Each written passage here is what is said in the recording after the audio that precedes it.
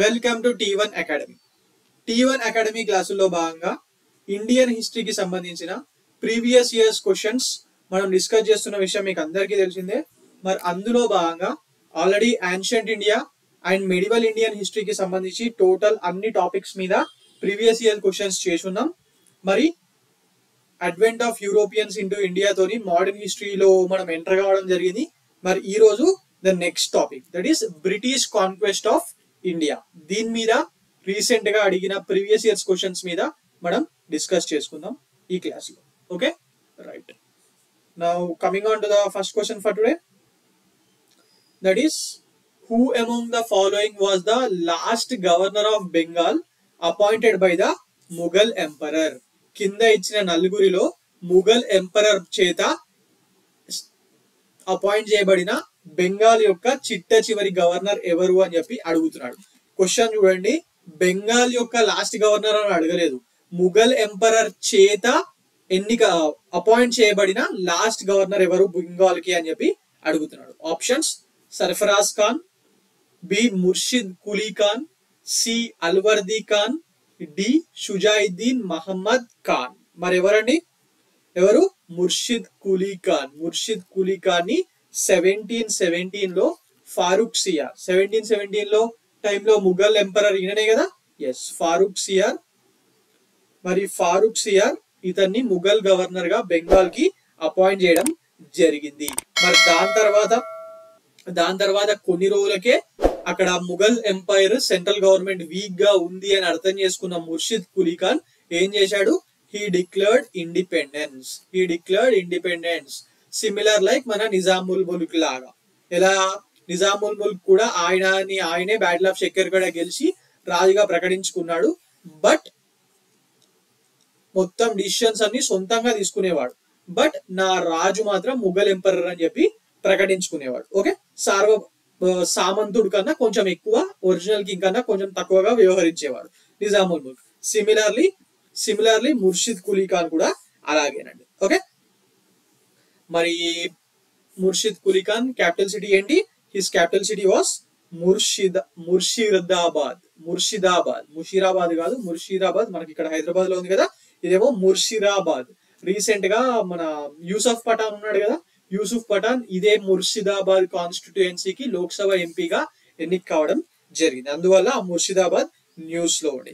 మరి దీని తర్వాత ముర్షిద్ కులీ ఖాన్ తర్వాత ఆయన సనిన్లా షుజాయిద్దీన్ మహమ్మద్ ఖాన్, దాని తర్వాత సర్ఫరాజ్ ఖాన్, దాని తర్వాత అల్వర్ది ఖాన్ వారసులుగా దీనికి బెంగాల్ ప్రావిన్స్ కి ఉన్నారు. Okay, right. Now answer is Murshid Quli Khan. వీళ్ళ క్యాపిటల్స్ కూడా ఇంపార్టెంట్ అండి. ఫస్ట్ ఢాకా ఉండే, ఢాకా నుంచి ముర్షిద్ కులీ ఖాన్ ముర్షిదాబాద్ కి చేంజ్ చేసాడు. మరి అక్కడి నుంచి మోన్గేర్ కి ఎవరు చేంజ్ చేసారు? మోన్గేర్ బీహార్ లో ఉంటది. మరి షిఫ్ట్ చేసింది ఎవరు? మిర్ జాఫర్ కాదు, Mir Qasim. Okay, right. Now coming on to the next question, which of the following war began the consolidation of British supremacy over India? Consolidation of British supremacy of ఇండియాని ఏ వార్ కింద ఇచ్చిన దానిలో ఏ వార్ వల్ల start అయింది అన్నాడు. Total గా consolidate అయింది అనలేదు, కన్సాలిడేట్ కావడము ఏ యుద్ధం వల్ల మొదలైంది అని చెప్పి అడుగుతున్నాడు. ఆప్షన్స్ చూడండి: battle of Buxar, battle of Plassey, third battle of Mysore and independence struggle of 1857. ఇవి రెండు తప్పులే కదా. ఎస్, మరి రెండుట్లో ఒక ఆన్సర్ ఉంటది. బిగాన్ అన్నాడు, స్టార్ట్ అయింది అన్నాడు. మరి స్టార్ట్ అయింది ఏ యుద్ధంతోని? బ్యాటిల్ ఆఫ్ ప్లాసీతోనే కదా. ఎస్, బ్యాటిల్ ఆఫ్ ప్లాసీతోనే స్టార్ట్ కావడం జరిగింది. బేసిక్ గా బ్రిటిషర్స్ ఈ బ్యాటిల్ ఆఫ్ ప్లాసీలో ట్రీకరీ ఆర్ కొన్ని కుళ్ళు కుతంత్రాలు అన్ని వాడి యుద్ధాన్ని గెలిచిరండి, not on their strength. Okay, మరి ఏ రోజు జరిగింది ఇది? దీని మీద కూడా క్వశ్చన్స్ చాలా సార్లు వచ్చినాయి. This battle of Plassey was held on 23rd Jan 1757. మరి ఒక దిక్కేమో నవాబ్ సిరాజుద్దౌలా, మరి ఇంకొక దిక్కు Robert Clive, English side Robert Clive వాళ్ళ ఆర్మీని హెడ్ చేయడం జరిగింది. మరి నవాబ్ ఆర్మీలో ముగ్గురు ట్రేటర్స్ ఉండేనండి, నమ్మక ద్రోహులు. వాళ్ళ పేర్లు ఏంటి అని కూడా మనకు చాలా సార్లు ఎగ్జామ్స్ లో అడిగారు. ఒకతనేమో మిర్బక్షిగా పనిచేసిన మిర్ జాఫర్, ఇంకొకతేనేమో యార్ లతీఫ్ ఖాన్, ఇంకొకతనేమో రాయ్ దుర్లభ్. రాయ్ దుర్లభ్. వీరు ముగ్గురు చేసిన ద్రోహం వల్లనే ఈయన ఓడిపోవడం జరిగింది, సిరాజుద్దౌలా. ఓకే, సిరాజుద్దౌలా ఓడిపోవడం జరిగింది. Okay right. మరి దిస్ విక్టరీ, ఈ బ్యాటిల్ ఆఫ్ ప్లాసీ గెలవడం వల్ల బ్రిటిష్ వాళ్లకు ఇండియా మొత్తం సుప్రిమసీని పెంచుకోవడంలో చాలా చాలా చాలా హెల్ప్ జరిగింది. ఎందుకు? జస్ట్ ఒక యుద్ధం కదా, అంటే జస్ట్ ఒక యుద్ధమే, కానీ అది బెంగాల్ ప్రావిన్స్ ని వాళ్ళ చేతుల్లోకి తీసుకొచ్చిన యుద్ధం అండి. బెంగాల్లో కమర్షియల్ బెనిఫిట్స్ ఎంత ఎక్కువ ఉంటాయో మీకు తెలుసు కదా, ఎందుకంటే అప్పట్లో ఇండియాలో ఉన్న one of the richest province. ఎందుకు? అప్పుడు మన దేశంలో అన్నిటికన్నా జనాలు వర్క్ చేసే ఫీల్డ్ ఏంటి? అగ్రికల్చరే కదా. మరి అక్కడ అంత వాటర్ ఫెసిలిటీస్, బ్రహ్మపుత్ర నది, గంగా నది వల్ల ఉండే వాటర్ ఫెసిలిటీస్ తోని చాలా సారవంతమైన నీరు ఉండేది, మరి దిగుబడి వచ్చేది. అందులో నుంచే కదా ల్యాండ్ రెవెన్యూ ట్యాక్స్ వసూలు అయ్యేది. ఎస్, మరి ఇక్కడ ఉన్న అగ్రికల్చర్ అలాగే హ్యాండిక్రాఫ్ట్ ఇండస్ట్రీస్, ఇవి రెండు బెంగాల్లో చాలా ఉండేది కంపేర్ టు టోటల్ ఇండియా. మరి అందువల్ల వీళ్ళకు వెల్త్ పరంగా అలాగే ఆర్మీకి కావాల్సిన మిలిటరీ సప్లై పరంగా చాలా ఉపయోగపడింది. ఎందుకు ఆర్మీ మిలిటరీ సప్లై పరంగా? ఎందుకంటే ఇక్కడ బెంగాల్ అంటే ఓన్లీ బెంగాల్ కాదండి, బెంగాల్ ప్రావిన్స్ లో ఇప్పటి వెస్ట్ బెంగాల్, ఇప్పటి బంగ్లాదేశ్, ఇప్పటి బీహార్, ఇప్పటి జార్ఖండ్ అండ్ ఒరిస్సా, ఇవి అన్ని కలిపి బెంగాల్ ప్రావిన్స్ అనేవాళ్ళు ఆ టైంలో. ఓకే, ఇవన్నీ ఉండే కాబట్టి మరి వీళ్ళకు మిలిటరీకి కావాల్సిన సైనికుల్ని ఇక్కడ నుంచి రిక్రూట్ చేసుకోవడానికి ఇంత పెద్ద ఏరియా వీళ్ళ చేతుల్లోకి వచ్చింది కాబట్టి బ్రిటిషర్స్ కి చాలా చాలా హెల్ప్ అయింది. ఓకే, మరి ఇక్కడ దొరికిన వెల్త్ తోని, ఇక్కడ దొరికిన మిలిటరీ సపోర్ట్ సప్లై తోని వేరే ఏరియాలో అంటే మద్రాసు, మైసూరు ఇలాంటి యుద్ధాల్లో వీళ్ళు పాల్గొని విజయం సాధించడానికి చాలా చాలా చాలా హెల్ప్ఫుల్ గా ఉండింది. Okay right. మరి బ్రిటిష్ ఎంపైర్ కన్సాలిడేషన్ ని స్టార్ట్ చేసింది బ్యాటిల్ ఆఫ్ ప్లాసీ విజయం. మరి యాక్చువల్లీ బ్రిటిష్ ఎంపైర్ ని ఆర్ బ్రిటిష్ సుపీరియారిటీని ఇండియాలో ఎస్టాబ్లిష్ చేసిన యుద్ధం ఏంది అంటే ఏం చెప్తారు? బ్యాటిల్ ఆఫ్ బక్సర్ 1764 లో జరిగింది కదా, ఎందుకంటే ముఘల్ ఎంపైరే ఓడిపోతాడు ఇందులో.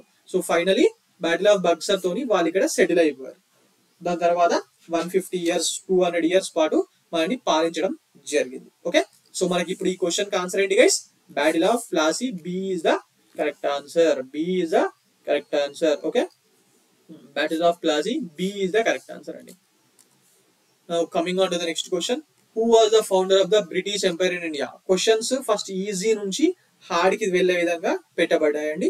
Okay right. సో ఇంత ఈజీ క్వశ్చన్స్ అని అనుకోవద్దు, అందులో సబ్జెక్ట్ మనం నేర్చుకోవాలి. Who was the founder of the British Empire in India? Options: Warren Hastings, Lord Amherst, Lord Robert Clive, Lord William Bentinck. మరి అసలు ఇండియాకు స్టార్టింగ్ లో వచ్చి బ్రిటిష్ ఎంపైర్ ని ఎస్టాబ్లిష్ చేయడానికి యుద్ధాలు చేసి గెలిచింది ఎవరండి? రాబర్ట్ క్లైవ్ కదా.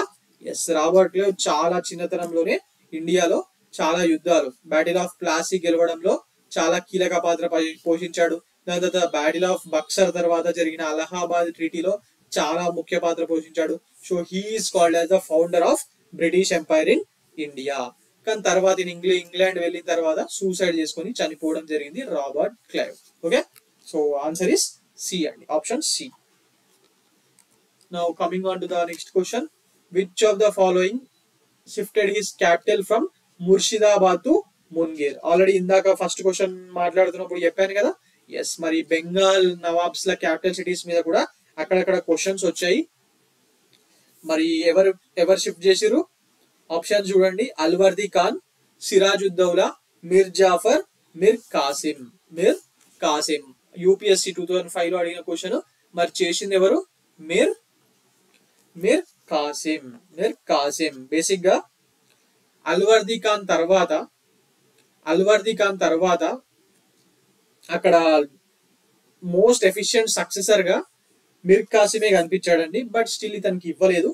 ఈయనకన్నా ముందు మిర్ జాఫర్ ఉండే కదా. ఎస్, మిర్ జాఫర్ ఉండే. బికాస్ మిర్ కాసిం అనేది ఆయన మిలిటరీ కేపబిలిటీ అనేది కొన్ని ఏరియాలో మున్గీర్ కి ఎందుకు షిఫ్ట్ చేశాడు అనుకున్నారు? ఆయన అంతకు ముందు అక్కడ పనిచేయడం జరిగింది ఆ మున్గీర్ లో. మరి ఆయన మిలిటరీ కేపబిలిటీస్ అనేది అక్కడ ప్రూవ్ కూడా చేసుకున్నాడు. సో ఈ మిర్ జాఫర్ ని అపాయింట్ చేస్తారు కదా ఎవరు? బ్రిటిష్ వాళ్ళు. మరి ఈ మిర్ జాఫర్ కన్నా మిర్ కాసిమే బెటర్ అనుకొని ఇతన్ని తీసుకొచ్చి పెడతారు. మరి ఈయన ఏం చేశాడు? దాని తర్వాత మొత్తం బ్రిటిష్ వాళ్ళ కేపబిలిటీ ఉంది కదా, కేపబిలిటీ దగ్గర ఉంది, ఏజ్ ఉంది కాబట్టి బ్రిటిష్ వాళ్ళ చేతుల్లో బందీలు అవడం ఇష్టం లేక అట్లని వాళ్ళే కూర్చోబెట్టారు కాబట్టి వాళ్ళని ఎదిరించలేక ఆయన క్యాపిటల్ సిటీని ముర్షిదాబాద్ చుట్టుపక్కల బ్రిటిష్ వాళ్ళ ఇన్ఫ్లుయెన్స్ ఎక్కువ ఉంటుండే బెంగాల్లో. మరి ఆయన క్యాపిటల్ సిటీని అక్కడి నుంచి మున్గేర్కి షిఫ్ట్ చేసుకోవడం జరిగింది. ఓకే, ఎందుకు రీజన్ ఏమంటున్నాను? The reason was to secure himself from the constant interference from British వాళ్ళు ప్రతి చిన్న విషయానికి ఇన్వాల్వ్ అవుతున్నారు. మరి వాళ్ళ నుంచి కొంచెం దూరంగా ఉంటేనే నేను నా పాలనను సరిగ్గా చేసుకోగలను అని చెప్పి ఈయన మిర్ కాసిం తన క్యాపిటల్ సిటీని బెంగాల్లోని ముర్షిదాబాద్ నుంచి బీహార్ లో ఉన్న మోన్గిర్ కి షిఫ్ట్ చేయడం జరిగింది. ఓకే, మరి చేసిన తర్వాత అక్కడ ఎప్పటికన్నా బ్రిటిషర్స్ తోని ప్రాబ్లమే నాకు అని చెప్పి ఈయన ఏం చేసిండంటే మోన్గిర్ లో ఒక మోడర్న్ ఆర్మ్స్ ఫ్యాక్టరీని ఓపెన్ చేయడం జరిగింది. మరి ఇవి రెండు విషయాలు తెలుసుకున్న బ్రిటిష్ వాళ్ళు మిర్ కాసిం ని బెంగాల్ గవర్నర్ గా డిస్మిస్ చేసి మళ్ళీ మిర్ జాఫర్ నే సింహాసనం మీద కూర్చోబెట్టడం జరిగింది. ఓకే, సో ఆన్సర్ ఏంటి? Mir Qasim is the correct answer అండి. Now coming on to the next question, the most decisive battle that led to the establishment of supremacy of British in India. Already చెప్పాను కదా, ఒక క్వశ్చన్ చెప్పేటప్పుడు ఇంకొక option ఉందని చెప్పి దీని గురించి చెప్పాను. ఏంటది? బ్యాటిల్ ఆఫ్ బక్సరా, బ్యాటిల్ ఆఫ్ ప్లాసియా, బ్యాటిల్ ఆఫ్ వాండివాషా, లేకపోతే the third battle of Panipat. Answer ఏంటి? బ్యాటిల్ ఆఫ్ బక్సర్ అండి. బ్యాటిల్ ఆఫ్ బక్సర్ ఎప్పుడు జరిగింది, ఎక్కడ జరిగింది? బక్సర్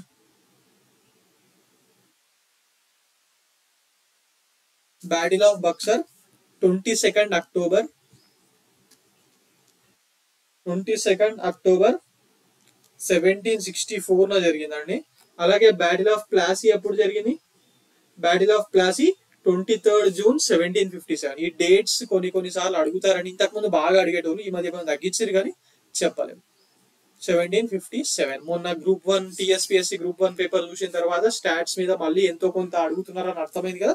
సో ఈ స్టాట్స్ ఇంపార్టెంట్ అండి. ఈ ఇయర్స్ అందరికి గుర్తుంటాయి, కొన్నిసార్లు డేట్లు కూడా అడుగుతాడు, చూసుకోండి. చల్, ఈ this battle was held on 22nd October 1764. ఎవరెవరి మధ్యలో? ఒక దిక్కేమో బ్రిటిష్ ఆర్మీ,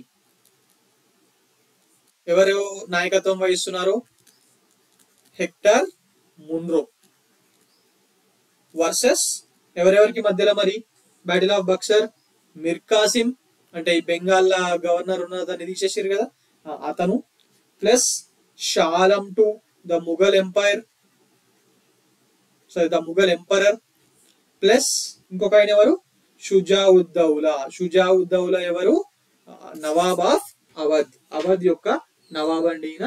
మరి వీళ్ళు ముగ్గురు బ్రిటిష్ కి వ్యతిరేకంగా పోరాడి ఆ యుద్ధంలో ఓడిపోవడం జరిగింది. This alliance was defeated by the British forces led by major hectare Munro in the battle of Buxar in 1764. మరి ఇక్కడ ఏంటంటే చిన్న చిన్న రాజ్యం అని కాదు, ద మెయిన్ ముఘల్ ఎంపరరే ఓడిపోయాడు, రైట్? సో అందువల్ల ఈ బ్యాటిల్ ఆఫ్ బక్సర్ ని బ్రిటిష్ యొక్క సుప్రీమసీని ఇండియాలో కన్సాలిడేట్ చేసిన యుద్ధము అని చెప్పి అంటారండి. మరి బ్యాటిల్ ఆఫ్ ప్లాసీ ఏమో వాళ్ళు లోపల కొంచెము అపోజిషన్ ఆర్మీలో ఉన్న వాళ్ళని కొనేసి ట్రీకరీతోని గెలిచారు కదా. మరి ఇక్కడ మాత్రం అలా కాదండి, మొత్తం వాళ్ళ మిలిటరీ సామర్థ్యం మీదనే బ్రిటిష్ వాళ్ళు గెలిచిన యుద్ధం ఇది. ఓకే, మరి దాని తర్వాత 1764 తర్వాత మరి యుద్ధం గెలిచిన తర్వాత ఇక ఏదో ఒక సంజావుతా చేసుకోవాలి కదా. ఎస్, దానికోసము 1765 లో అప్పటి వరకు రాబర్ట్ క్లైవ్ ఉండడండి. రాబర్ట్ క్లైవ్ ఇంగ్లాండ్ లో ఉంటాడు. By 1765 he comes to India and conclude treaty of Allahabad అనే దాన్ని ఈయన కుదుర్చడం జరిగింది ఇంగ్లీష్ కి. మరియు షుజుద్దౌలా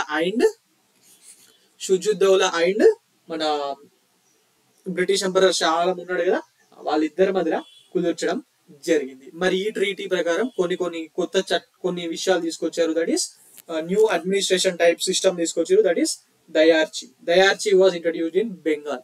దయార్చి అంటే ఏంటి?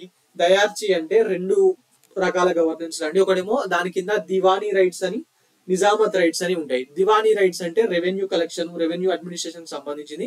అదేమో కంపెనీ వాళ్ళు, ఈస్ట్ ఇండియా కంపెనీ వాళ్ళు తీసుకున్నారు. నిజామత్ రైట్స్ ఏమో అంటే లా అండ్ ఆర్డర్ నవాబ్కి ఇచ్చారు. చూడండి, డబ్బులు వచ్చేదేమో వాళ్ళు తీసేసుకున్నారు. లా అండ్ ఆర్డర్ మెయింటెనెన్స్ ఏమో రూపాయి పని లేకుండా అంటే రూపాయి రాదు కదా, రూపాయి ఖర్చు పెట్టాల్సిన విషయం లా అండ్ ఆర్డర్ లో, రైట్.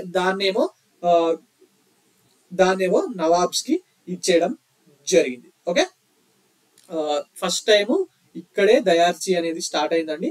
మళ్ళీ దాని తర్వాత 1772లో వారెన్ హాస్టింగ్ దాన్ని రద్దు చేయడం జరిగింది. 1765 నుంచి 1772 వరకు ఇది కంటిన్యూ అయింది.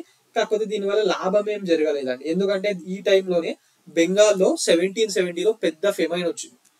బెంగాల్ మొత్తం బెంగాల్ పాపులేషన్ లో 1/3 ఆఫ్ ద పీపుల్ చనిపోయారంట. అంటే 10 కోట్లు ఉంటే 3.33 క్రోర్ చనిపోయినట్టు అర్థం. అంటే ఎంత పెద్ద డిజాస్టర్ ఆలోచించండి. ఓకే, మరి ఎందుకు? ఎందుకంటే డబ్బులేమో రెవెన్యూ అడ్మినిస్ట్రేషన్ ఏమో బ్రిటిషర్స్ దగ్గర ఉంది, లా అండ్ ఆర్డర్ మెయింటైన్ చేయాలని మంచిగా చూసుకోవాల్సిన పని ఏమో నవాబ్ దగ్గర ఉంది. కానీ నవాబ్ దగ్గర పైసలు లేవు, ఎందుకంటే రెవెన్యూ వస్తలేదు కదా. So he couldn't do anything. So 1772లో వారెన్ హాస్టింగ్స్ వచ్చిన తర్వాత అప్పటి కొత్త గవర్నర్ ఆఫ్ బెంగాల్ ఈయన ఈ దయార్చి సిస్టమ్ ని రద్దు చేసి మరి బెంగాల్ గవర్నర్ గా ఉన్న నవాబు ఉంటాడు కదా, సారీ ఆ బెంగాల్ నవాబు ఉంటాడు కదా, అతన్ని జస్ట్ ఒక పెన్షనర్ గా మార్చేయడం జరిగింది. మరి 1772 నుంచి కంపెనీ వాళ్ళే మొత్తం బెంగాల్ అడ్మినిస్ట్రేషన్ ని తీసుకోవడం జరిగింది. ఓకే, బెంగాల్ అడ్మినిస్ట్రేషన్ ని తీసుకోవడం జరిగింది. ఇంకా అప్పటి వరకు ఇండియాలో వన్ ఆఫ్ ద కాంపిటేటర్ గా ఉన్న బ్రిటిష్ ని బ్యాటిల్ ఆఫ్ బక్సర్ ఏం చేసిందంటే వీళ్ళ ముందు ఇంకా ఎవ్వరు వనికిరారు మన దేశంలో అనే సిచ్యువేషన్ కి తీసుకొచ్చి వదిలేసిందండి. Okay, basically this is the origin of British power in India. Simple statement చెప్తారండి దీని మీద. Battle of Plassey made the English only the control of Bengal while the Buxar raise the political prestige of the company throughout India. Okay, right. Now coming on to the next question. Answer చెప్పాను కదా, battle of Buxar అండి. Answer ఏంటి? Battle of Buxar.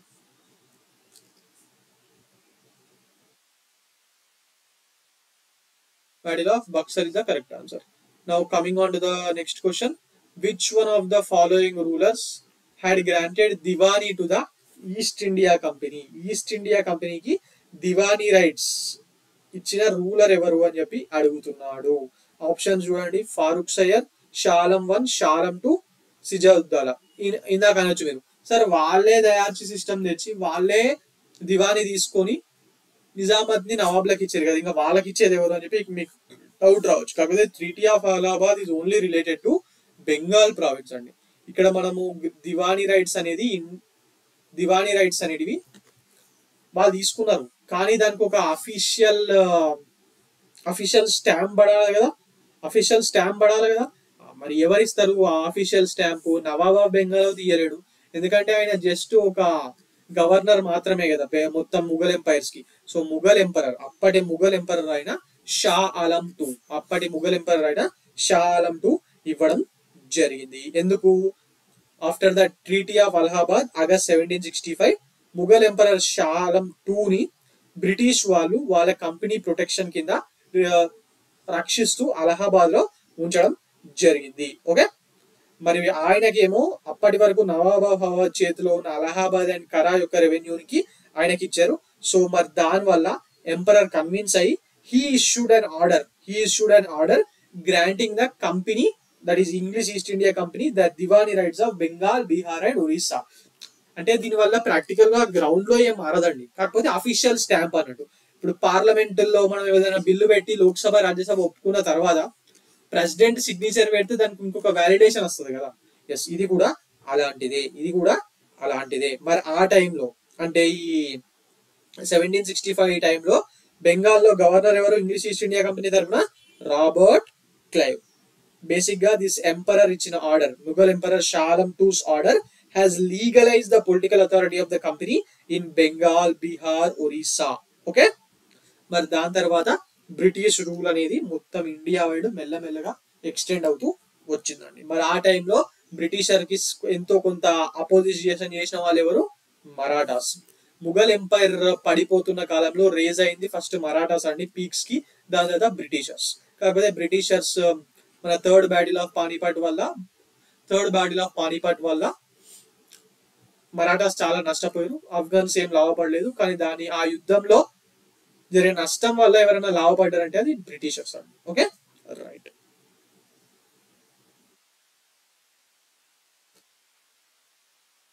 Now coming on to the next question. With which one of the following mountain tribes did the British first came into contact with after the grant of Diwani in the year 1765? 1765 లో ఈయన Diwani rights వచ్చాయి కదా because of షాలం to.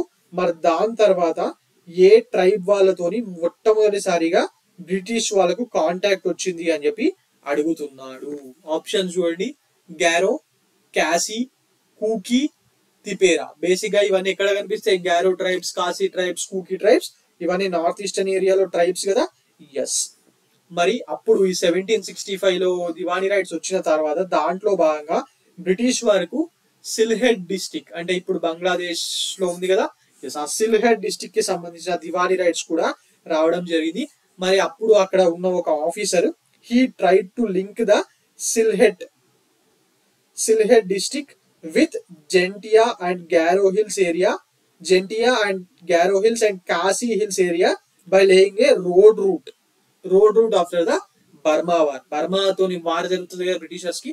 Yes. మరి ఈ మూడు areas ని కలుపుతూ అంటే బంగ్లాదేశ్ ఇప్పటి సిల్హెడ్ డిస్ట్రిక్ట్ కి బర్మాతోని కలపడానికి ఒక రూట్ వేస్తాడు via Jaintia, Garo hills and Khasi hills areas. ఇవి ఎక్కడ ఉంటాయండి? నేను ఇప్పుడు చెప్పిన మూడు హిల్స్ మీరు ఇండియన్ జియోగ్రఫీ చదివేటప్పుడు ఇవి వస్తాయి. వీటి మీద కూడా క్వశ్చన్స్ రీసెంట్ గా యూపీఎస్సీలో ఒక 3 to 4 years బ్యాక్స్ అడిగాడు. Jaintia hills, Garo hills and Khasi hills ఇది ఎక్కడ వస్తుంది?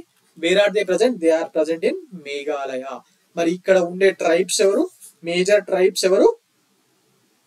కాశీసే కదా. ఎస్. మరి కాశీ ట్రైబ్స్ వీళ్ళు ఎవరో బ్రిటిషర్స్ వింతగా విచిత్రంగా కనిపిస్తారు మరి ఆ టైంలో వాళ్ళకు. So they revolted against Britishers laying the road under the leadership of Tirot Singh నాయకత్వంలో వీళ్ళు బ్రిటిషర్స్ ని ఎదుర్కోవడం జరిగింది. ఓకే. సో ఆన్సర్ ఏంటి? Kashi tribes is the correct answer అండి. యూపీఎస్సీ 2002 లో అడిగిన క్వశ్చన్ ప్రిలిమ్స్ లో. Now coming on to the next question. With reference to the Hindu Nayab Wazirs of Awadh anna ఒకటే Awadh Sultanate, which one of the following statement is correct? కింద ఇచ్చిన రెండు statements లో Awadh sultanate or Oudh sultanate తో చూస్తే ఏది correct అని చెప్పి అడుగుతున్నాడు. రాజా తికాయత్ రాయ్ వాజ్ ద అర్త్ మంత్రి ఆర్ వాజిర్ of Nawab Asafuddaula. Yes, correct అండి. ఆ టైంలో అవధ్ అంటే ఇప్పటి ఉత్తరప్రదేశ్ లోని కొంచెం భాగము అవధ్ ఏరియా. మరి అక్కడ రాజుగా నవాబ్ ఆసఫుద్దౌలా ఉంటే ఆయనకు వాజిర్గా లేదా అర్థమంత్రిగా రాజా తికాయత్ రాయ్ ఉండడం జరిగింది. ఇది correct statement. Usually there were certain Hindu caste who were placed at the high positions in the state of Nawab of Oudh. కరెక్టే. అంటే ఈ ముఘల్ ఎంపైర్ రాకముందు అక్కడ జమీందారులుగా లేకపోతే అక్కడ రాజ్యం పాలించిన వాళ్ళు ఉంటారు కదా, వాళ్ళ వారసులు ఇక్కడ మరి నవాబ్ ఆఫ్ అవధ్ లో హై పొజిషన్ లో ఉండేవాళ్ళు, ఆ క్యాస్ట్ కి సంబంధించిన వాళ్ళు. ఇది కూడా కరెక్ట్ స్టేట్మెంట్ ఏనండి. మరి ఆన్సర్ ఏమవుతుంది? Both 1 and 2 is the correct answer.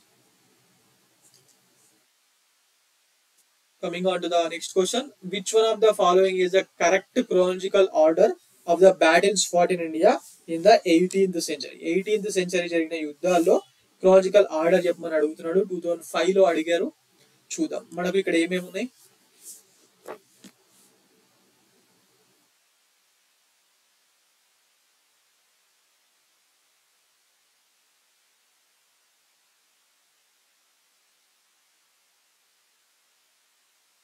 Line గా ఉన్న యుద్ధాలు చూడండి ఒకసారి. బ్యాటిల్ ఆఫ్ వాండివాష్ ఎప్పుడు జరిగింది? ఇది 1760 లో జరిగింది కదా. ఎస్.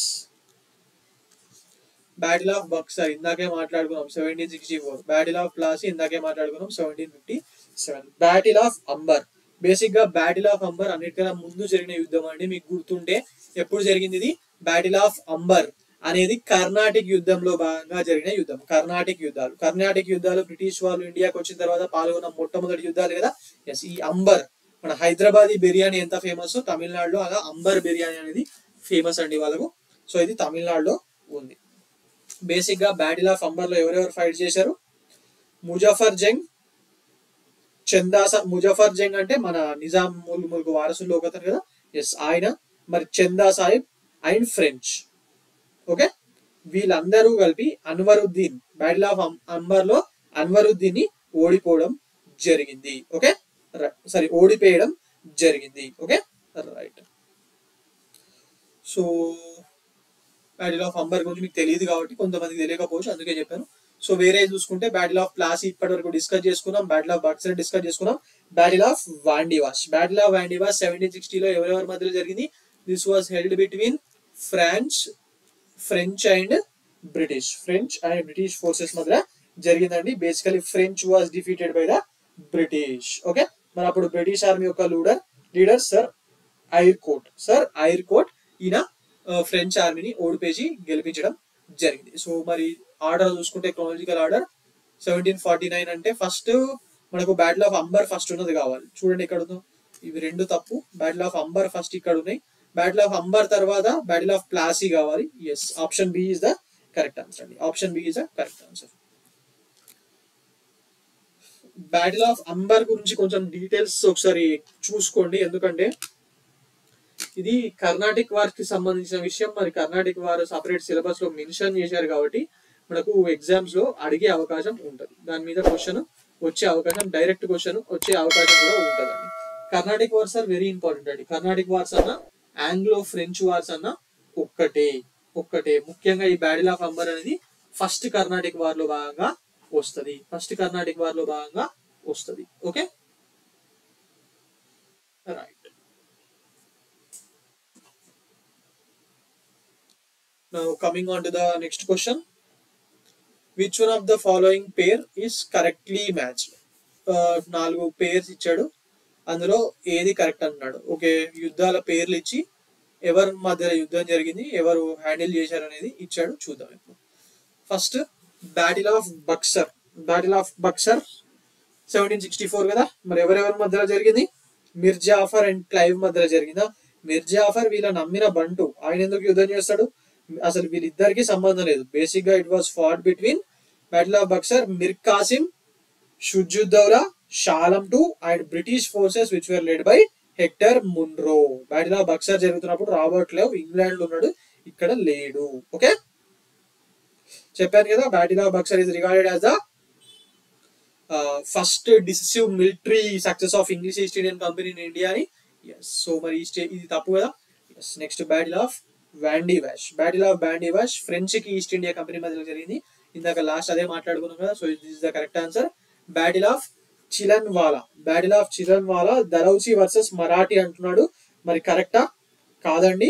లార్డ్ గౌఫ్ అని చెప్పి ఒకతను ఉంటుండే, మరి ఆయనకు మరియు సిక్ ఆర్మీకి మధ్య జరిగింది ఈ బ్యాటిల్ ఆఫ్ చిలన్వాలా. అంటే that is it was held between British versus Sikhs. Okay, మరి ఇందులో ఎవరు గెలిచారంటే ఎవరు గెలవలేదండి, ఎవరు గెలవకుండా అట్లనే అన్డిసైడెడ్ బ్యాటిల్. ఓకే రైట్, మరి ఈ స్టేట్మెంట్ తప్పు. Battle of Khurda Nizam versus east India company. అసలు నిజాము ఎప్పుడన్నా ఈ బ్రిటిష్ వాళ్ళతో యుద్ధం చేసిండ ఒక్కసారన్నా? అందరికన్నా ముందు లొంగిపోయిన బ్యాచ్ ఇలానే కదా. సో మరి ఇది కాదు. మరి బ్యాటిల్ ఆఫ్ కుర్దా ఎవరెవరికి మధ్యలో జరిగింది? This was fought by Marathas and Nizam. Marathas తో యుద్ధం చేశాడు right in 1795. Battle of Kharda 1795 లో జరిగిందండి. నిజాం అలీ ఖాన్ కింగ్ గా ఉన్నప్పుడు. ఓకే, నిజాం అలీ ఖాన్. సో మరి మన ఆన్సర్ ఏంటి? B is the correct answer. Coming on to the next question, which of the following opposed British in India vigorously? కింద ఇచ్చిన 4 ఆప్షన్స్ లో బ్రిటిషర్స్ ని గట్టిగా ఎదుర్కొన్నది లేకపోతే గట్టిగా అపోజ్ చేసింది ఎవరు అని చెప్పి క్వశ్చన్. ఓకే, ఆప్షన్ చూడండి. మరాఠాస్, ముగల్స్, రాజ్పుటానా, సిక్స్. మరి మన ముగల్స్ బ్రిటిషర్స్ కొంచెం పట్టు సాధించేసరికి ఇండియాలో ముఘల్ సామ్రాజ్యం అనేది దగ్గర అంతరించిపోయింది. వీళ్ళ దగ్గర ఏం ఏరియానే లేకుండే. సో దేని ఎవరు అపోజ్ బ్రిటిష్ విజోరియస్లీ అన్నాడు. అంటే 1857 వార్లా బహదూర్ షా జఫర్ కూడా పాల్గొన్నాడు కదా, అంటే ఈ జస్ట్ మియర్ పాల్గొన్నాడు అంతే. ఓకే, సో ముఘల్స్ కాదు, రాజ్పుటానాస్ కూడా అప్పటికే చాలా వరకు వీక్ అయిపోయారు, రాజ్పుటానా కింగ్స్. సో ఇది కాదు. ఇక మిగిలింది ఎవరు? ఒకటేమో మరాఠాస్, ఇంకొకటేమో Sikhs. Anglo Maratha wars, Anglo Sikh wars గురించి మనం చదువుకుంటాం కదా ఇండియన్ హిస్టరీ చదివినప్పుడు. ఎస్, ఆల్రెడీ చెప్పాం కదా. ఎస్, మరి ఇందులో ఎక్కువగా ఎవరు ఫైట్ చేశారంటే మరాఠాస్ అండి. ఎందుకంటే మరాఠాస్ ఫస్ట్ మరాఠా వార్ లో బ్రిటిషర్స్ చిత్తు ఓడిపించిండు. ఎవరు? నానా ఫడ్నవీస్. జబ్ తక్ నానా తబ్ తక్ పూనా ఇచ్చింది ఆయనండి. ఆ స్టేట్మెంట్ ఇచ్చింది నానా ఫడ్నవీస్. దాని తర్వాత ఒక ట్రీటీ కూడా జరుగుతుంది వీళ్ళిద్దరి మధ్యన. మరి ఆ ట్రీటీలో వన్ సైడెడ్ ట్రీటీ అండి. బ్రిటిష్ వాళ్ళకు చుక్కలు కనిపిస్తాయి ఆ ట్రీటీని అమలు చేయడానికి. మరి దాని తర్వాతనేమో నానా ఫడ్నవీస్ చనిపోతాడు. మరి తర్వాత వచ్చిన వాళ్ళు వీక్ ఉంటారు. మరి వీళ్ళదేమో ఇన్స్టిట్యూషనలైజ్ ఉంటది కదా, అందువల్లనే వీళ్ళు పట్టు సాధించడం జరిగింది ఇండియా మీద. మన ఏమో అన్ని వారసత్వాలయం. వీళ్ళేమో ఎవరైతే ఎఫిషియెంట్ ఆఫీసర్స్ ఉంటారో వాళ్ళని పంపించే వాళ్ళు ఇండియాకు. Okay, right. సో మరి ఎక్కువగా గట్టిగా పోరాడింది ఎవరు? బ్రిటిష్ తోని మరాఠాస్ చాలా గట్టిగా పోరాటం జరిగింది. Okay, right.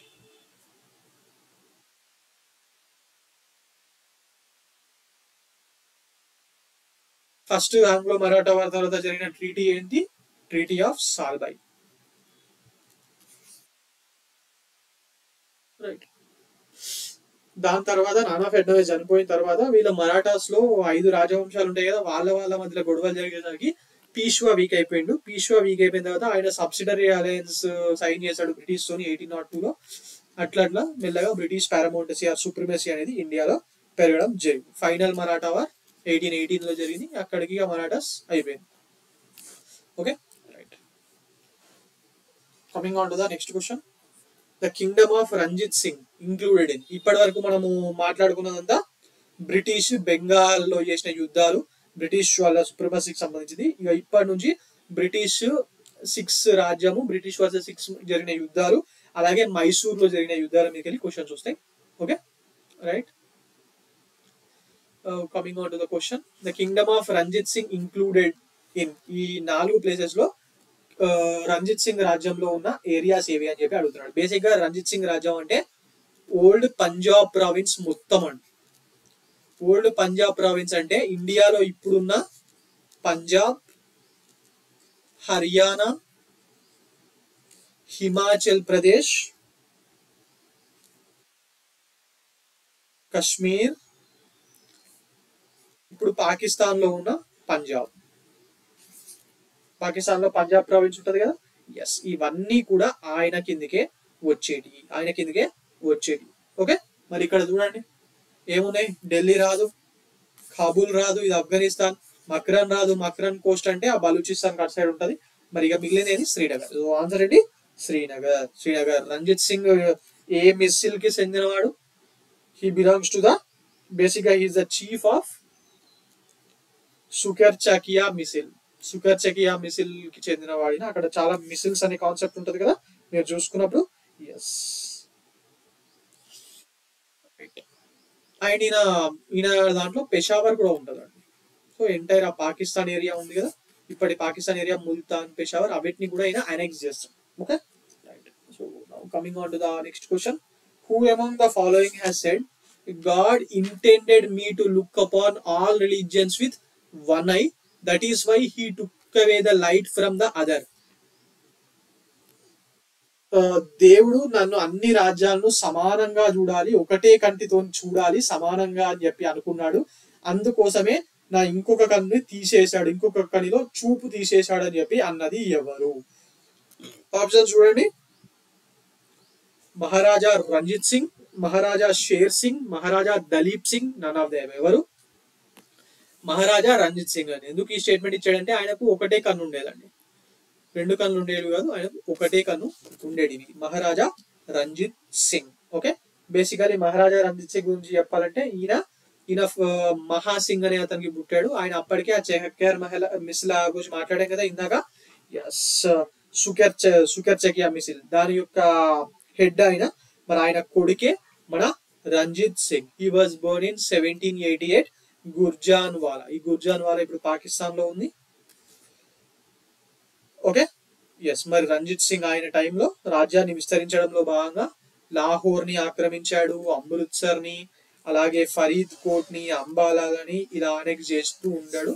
ఓకే, మరి ఆయన క్యాపిటల్ సిటీ లాహోర్ అండి. ఆయన capital city Lahore. Okay, right. Coming on to the next question. Capital of kingdom of Maharaja Ranjit Singh was, ఇందాకే చెప్పాను కదా, అమృత్సర్, పటియాలా, లాహోర్, కపూర్తలా. ఈ ఇందులో ఒక్క లాహోర్ తప్పితే వేరే 3 ఇప్పుడు ఇండియాలోనే ఉన్నాయి కదా. But Lahore was his capital city. Lahore was his capital city. అందువల్లనే ఇండియాలో పార్టీషన్ జరిగినప్పుడు లాహోర్ కోసము 6 అంతగా పట్టుబట్టడం జరిగింది.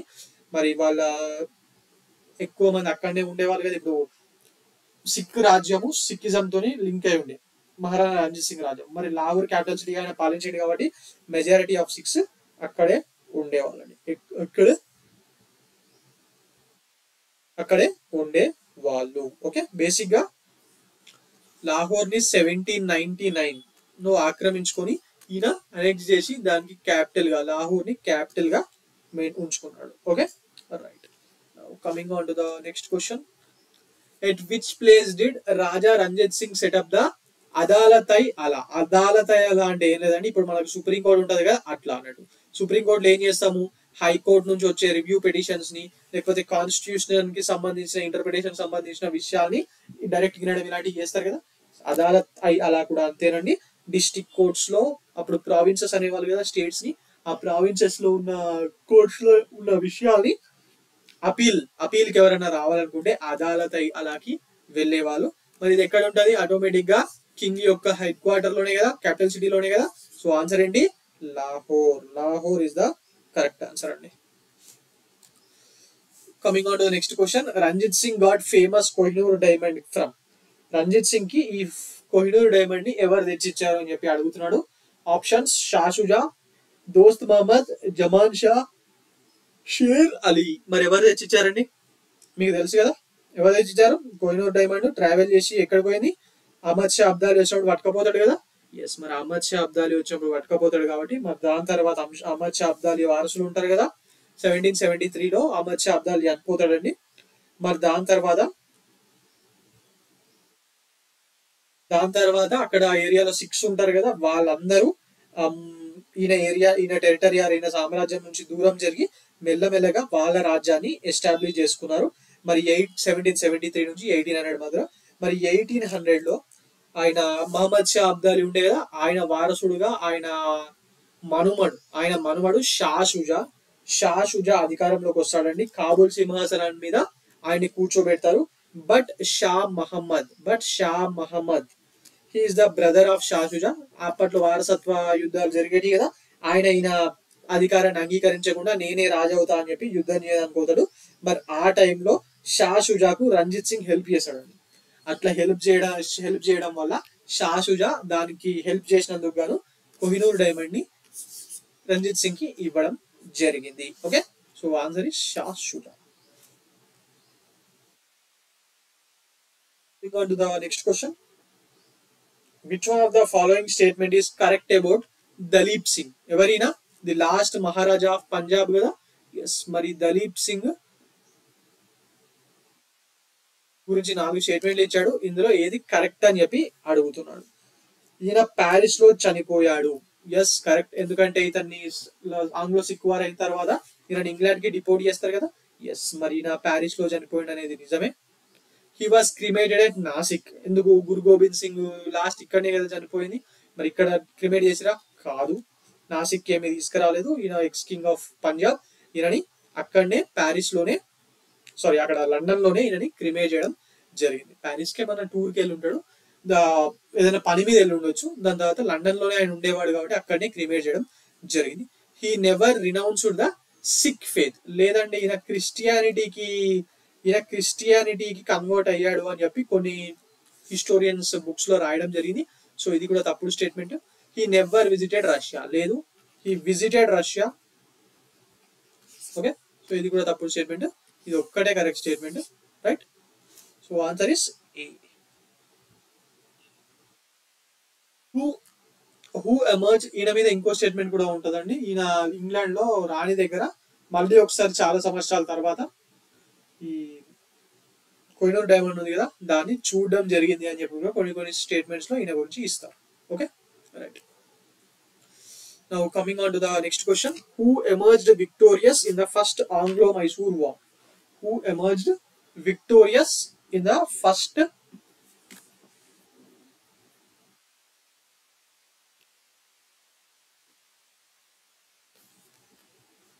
who emerged victorious in the first Anglo-Mysore War? Options: A. English, B. Hyder Ali, C. Maratha, D. Nizam of Hyderabad. D. Nizam of Hyderabad. First Anglo Mysore war 1766 నుంచి 1769 మధ్యలో ఎవరి మధ్యలో జరిగింది? అది హైదర్ అలీకి మరియు బ్రిటిష్ కి మధ్యలో జరిగింది కదా. ఎస్, ఆ యుద్ధంలో హైదర్ అలీ బ్రిటిష్ వాళ్ళని ఓడిపేశాడండి. In the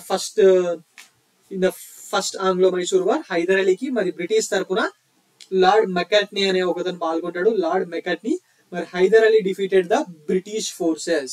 so finally the war దేంతో ఎండ్ అవుతుంది? It was ended with the treaty of Madras. Treaty of Madras తోని ఈ వార్ ఎండ్ కావడం జరుగుతుంది. మరి ఎవరు గెలిచినట్టు?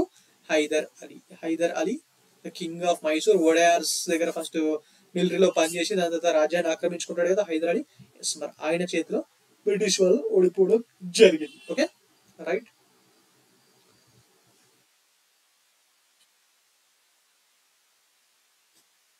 Now coming on to the next question, who among the following Indian rulers established embassies in foreign countries on modern lines? Modern lines లో వేరే దేశంలో ఇండియన్ ఎంబసీని ఎవరు స్టార్ట్ చేశారని చెప్పి అడుగుతున్నాడు. ఆప్షన్ చూడండి: హైదర్ అలీ, మీర్ కాసిం, షా ఆలం టు, టిప్పు సుల్తాన్. ఈ 310 అనేది ఏం లేదండి, జస్ట్ టిప్పు సుల్తాన్. మరి ఎవరు ఎస్టాబ్లిష్ చేశారు? టిప్పు సుల్తాన్. టిప్పు సుల్తాన్ కదా. ఎస్, మరీనా ఎక్కడెక్కడ ఎస్టాబ్లిష్ చేసిండు? ఓన్లీ ఫ్రాన్స్ లో మాత్రమే ఎస్టాబ్లిష్ చేసిండా? లేదు కదా, ఫ్రాన్స్ లో మాత్రమే ఎస్టాబ్లిష్ చేయలేదండి. ఈయన చాలా కంట్రీస్ లో ఆయన ఎంబసీస్ ని ఎస్టాబ్లిష్ చేయడం జరిగింది. ఎక్కడెక్కడ చేశాడు? ఫ్రాన్స్ లో, టర్కీలో, ఇరాన్ లో, చైనాలో, రష్యాలో, ఇలా డిఫరెంట్ కంట్రీస్ లో బైలేటరల్ ట్రేడ్ ని ఇంప్రూవ్ చేసుకోవడం కోసము ఆయన ఆ ఏరియాస్ లో మన ఎంబసీస్ ని ఎస్టాబ్లిష్ చేయడం జరిగింది. Okay, right. So answer is Tipu Sultan.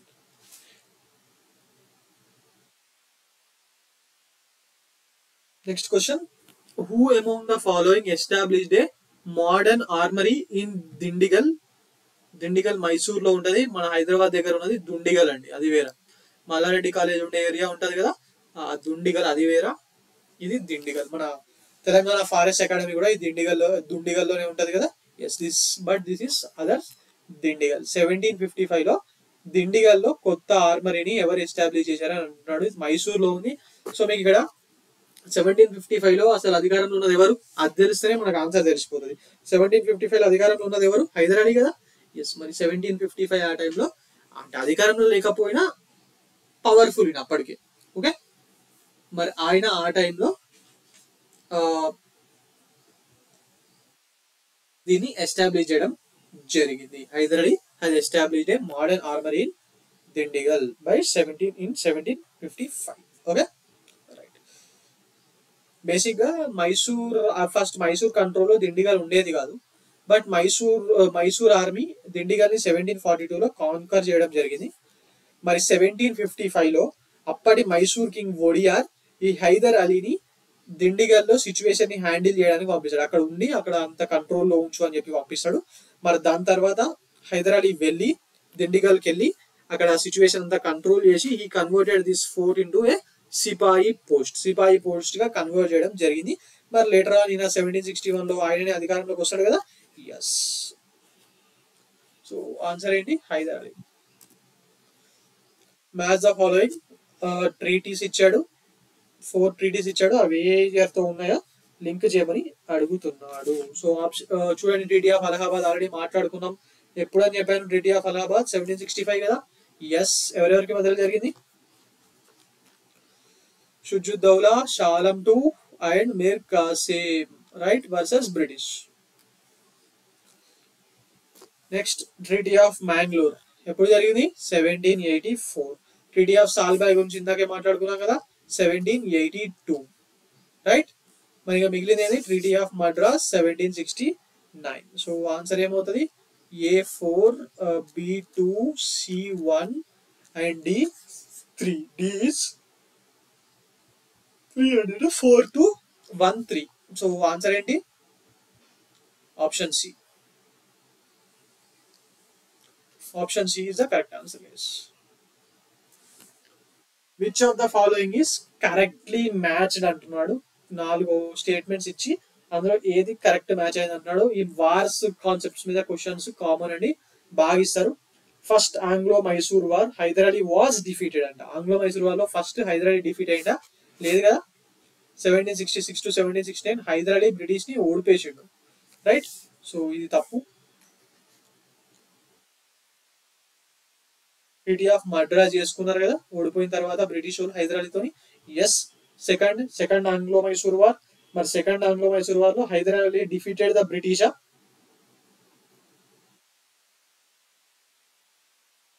Hyder Ali defeated the British కాదండి. ఎందుకు? ఎందుకంటే హైదర్ అలీ సెకండ్ వార్ జరుగుతుంటే మధ్యలో చనిపోవడం జరుగుతుంది. సో ఇది కూడా కరెక్ట్ కాదు. Hyder Ali not defeated the British, అది స్టేల్ మేట్, ఏం జరగదు దాంట్లో. ట్రీటీ ఆఫ్ మ్యాంగ్లూర్ తోని ఎండ్ అయిపోతుంది. Next third Anglo Mysore war, Tipu Sultan won the battle and did not concede his territory to British కాదు.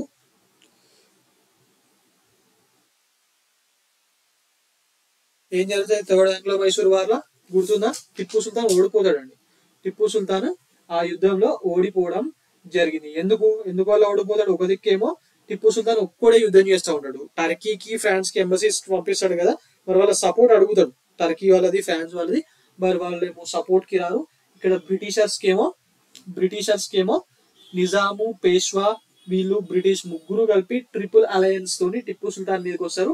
మరి ఈ యుద్ధంలో టిప్పు సుల్తాన్ ఎంత పోరాడినా ఓడిపోతాడండి. Finally this war ended with the treaty of Srirangapatna. Treaty of Srirangapatna తోని ఈ వార్ ఎండ్ అయింది. మరి ఇందులో టిప్పు సుల్తాన్ వర్సెస్ బ్రిటిష్ తరపున ఎవరు? Carney Wallace. మరి శ్రీరంగపట్నం ట్రీటీ కింద ఏం జరుగుతుంది? ఆయన తన సగం రాజ్యాన్ని ఇచ్చేస్తాడు. మరియు యుద్ధం నష్టం కింద 3 కోట్ల రూపాయలు బ్రిటిషర్స్ కి ఇవ్వడం జరుగుతుంది. మరి సగం రాజ్యం ఇచ్చేస్తే దాన్ని బ్రిటిషు, నిజాము, పేష్వాసు ముగ్గురు పంచుకోవడం జరుగుతుంది. ఈ ఇక్కడ నుంచి వచ్చిన రాజ్యం ద్వారానే ఈ రాయలసీమ ప్రాంతం ఉంది కదా, అది నిజాం ఆధీనంలోకి వస్తుంది. సో థర్డ్ కూడా తప్పే. Fourth Anglo Mysore war, Tipu was defeated and was killed in the battle. Yes, ఈ స్టేట్మెంట్ కరెక్ట్ అండి. టిప్పు సుల్తాన్ ఓడిపోతాడు. మరి దాని తర్వాత ఆయన బ్యాటిల్ లోని చనిపోవడం జరిగింది. దాని తర్వాత ఆయన పిల్లల్ని కూడా బ్రిటిష్ వాళ్ళు చంపేస్తారు. దొరికినట్టు చంపేస్తారు. Okay, so answer is D. Which one of the statements is not correct అంటున్నాడు. కింద ఇచ్చిన స్టేట్మెంట్స్ యూపీఎస్సీ క్వశ్చన్ ఇది. నాట్ కరెక్ట్ అంటున్నాడు. మరి చూద్దాం ఏంటో. Ali Mardan Khan introduced the system of revenue farming in Bengal. Bengal అండి, అది బెంగళూరు కాదు.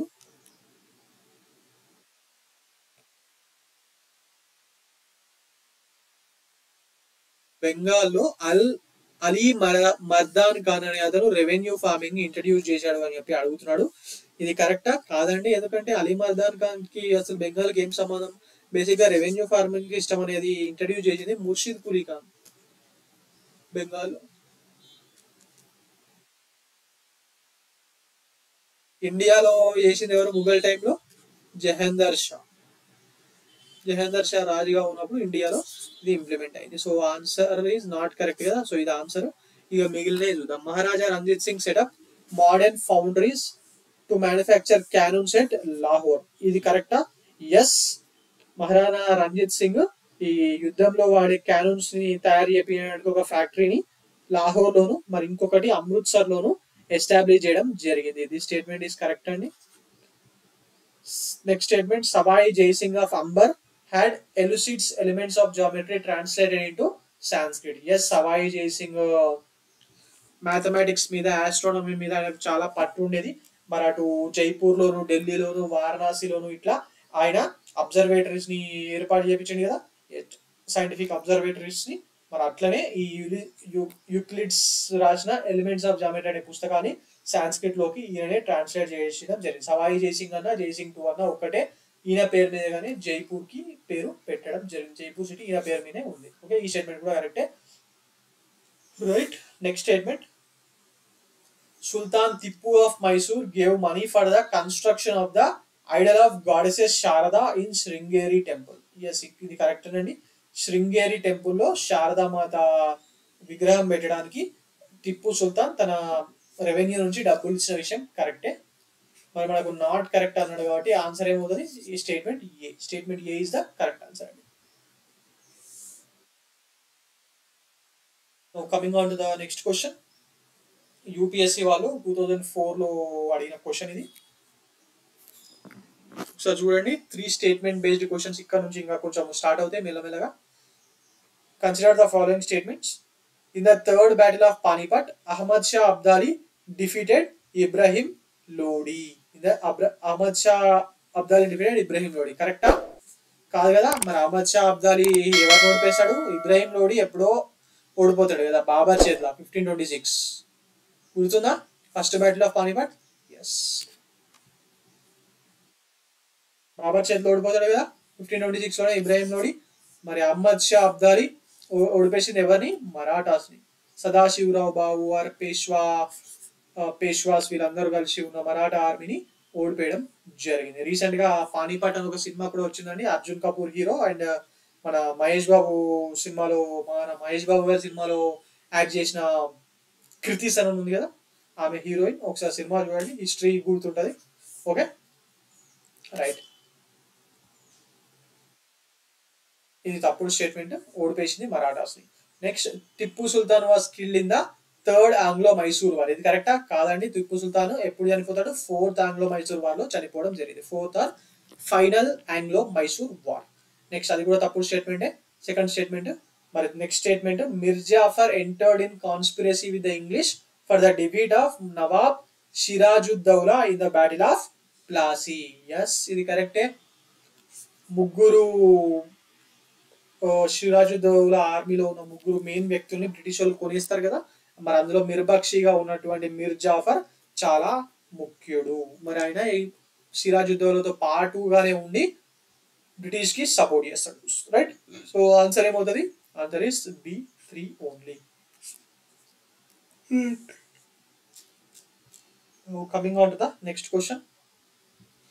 Consider the following statements. William Bentinck took away Mysore from Wadayars in 1831. Wodeyar రాజుల నుంచి విలియం బెంటిక్ మైసూర్ ని తీసేసుకున్నాడు అనేది స్టేట్మెంట్. అసలు 1831 వచ్చేసరికి వొడయార్స్ చేతుల్లో రాజ్యం ఉందా? అది ఒక క్వశ్చన్ రేజ్ కావాలి కదా. మరి 1799లో టిప్పు సుల్తాన్ ఓడిపోయిన తర్వాత మైసూర్ కింగ్డమ్ లోని పార్ట్స్ అంతా బ్రిటిషర్స్ చేతిలోకి వచ్చేస్తే థర్డ్ ఆంగ్లో మైసూర్ వార్లో సగం రాజ్యం ఇచ్చేసినప్పుడు బ్రిటిష్, మరాఠాస్ మరియు నిజామ్స్ తీసేసుకుంటారు కదా, సగం సగం చేసుకుంటారు కదా. జస్ట్ మిగిలిపోయిన మైసూర్ సిటీ కొంచెం చుట్టుపక్కల ఉన్న ఏరియాస్ కి వొడయార్ ని కింగ్ గా అపాయింట్ చేస్తారు బ్రిటిష్ వాళ్ళు. కానీ విలియం బెంటిక్ 1831లో అది కూడా గుంజేసుకుంటాడు. సో మరి first statement is correct. William Bentinck took away Mysore from Wodeyars in 1831 అనే స్టేట్మెంట్ కరెక్ట్. ఇక second statement, Lord Ripon gave back Mysore to Wodeyars in 1881. 1857 యుద్ధం జరిగిన తర్వాత అప్పటి కొందరు రాజులు బ్రిటిషర్స్ కి హెల్ప్ చేస్తారు కదా ఆ యుద్ధము ఓడిపోకుండా. సో అలాంటి మనకు సపోర్ట్ చేసే ఇండియన్ రాజులు ఉండాలి అని చెప్పి వీళ్ళకి అర్థమై దాని తర్వాత తీసుకున్న కొన్ని డిసిషన్స్ లో భాగంగా వొడయార్స్ కి మైసూర్ ని 1881లో ఇచ్చేయడం జరిగింది. సో రెండు స్టేట్మెంట్లు కరెక్టే. Option C both 1 and 2 is correct అండి. Option C both 1 and 2 is correct. Okay, right.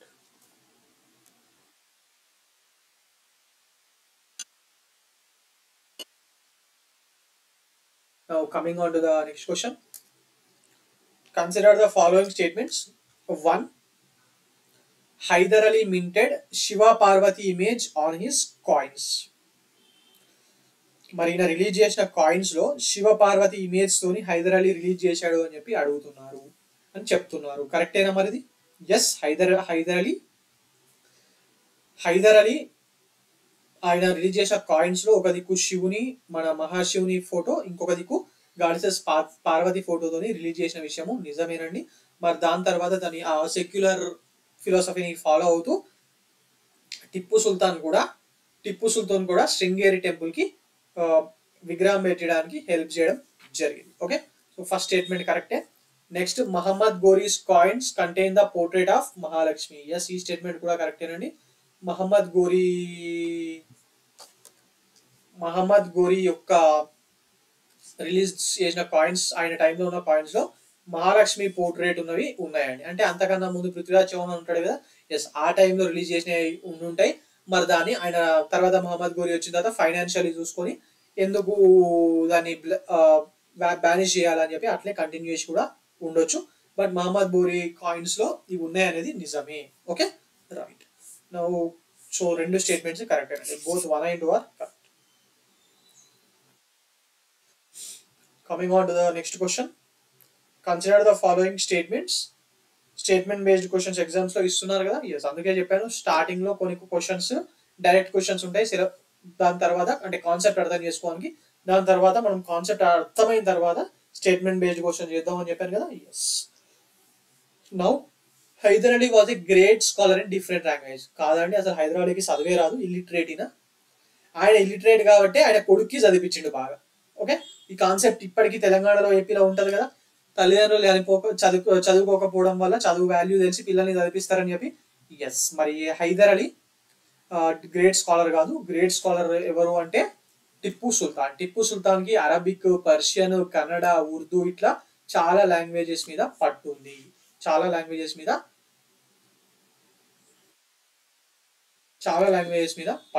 So ఈ స్టేట్మెంట్ తప్పు. ఇది టిప్పు సుల్తాన్ అయి ఉంటే కరెక్ట్ అయ్యింది.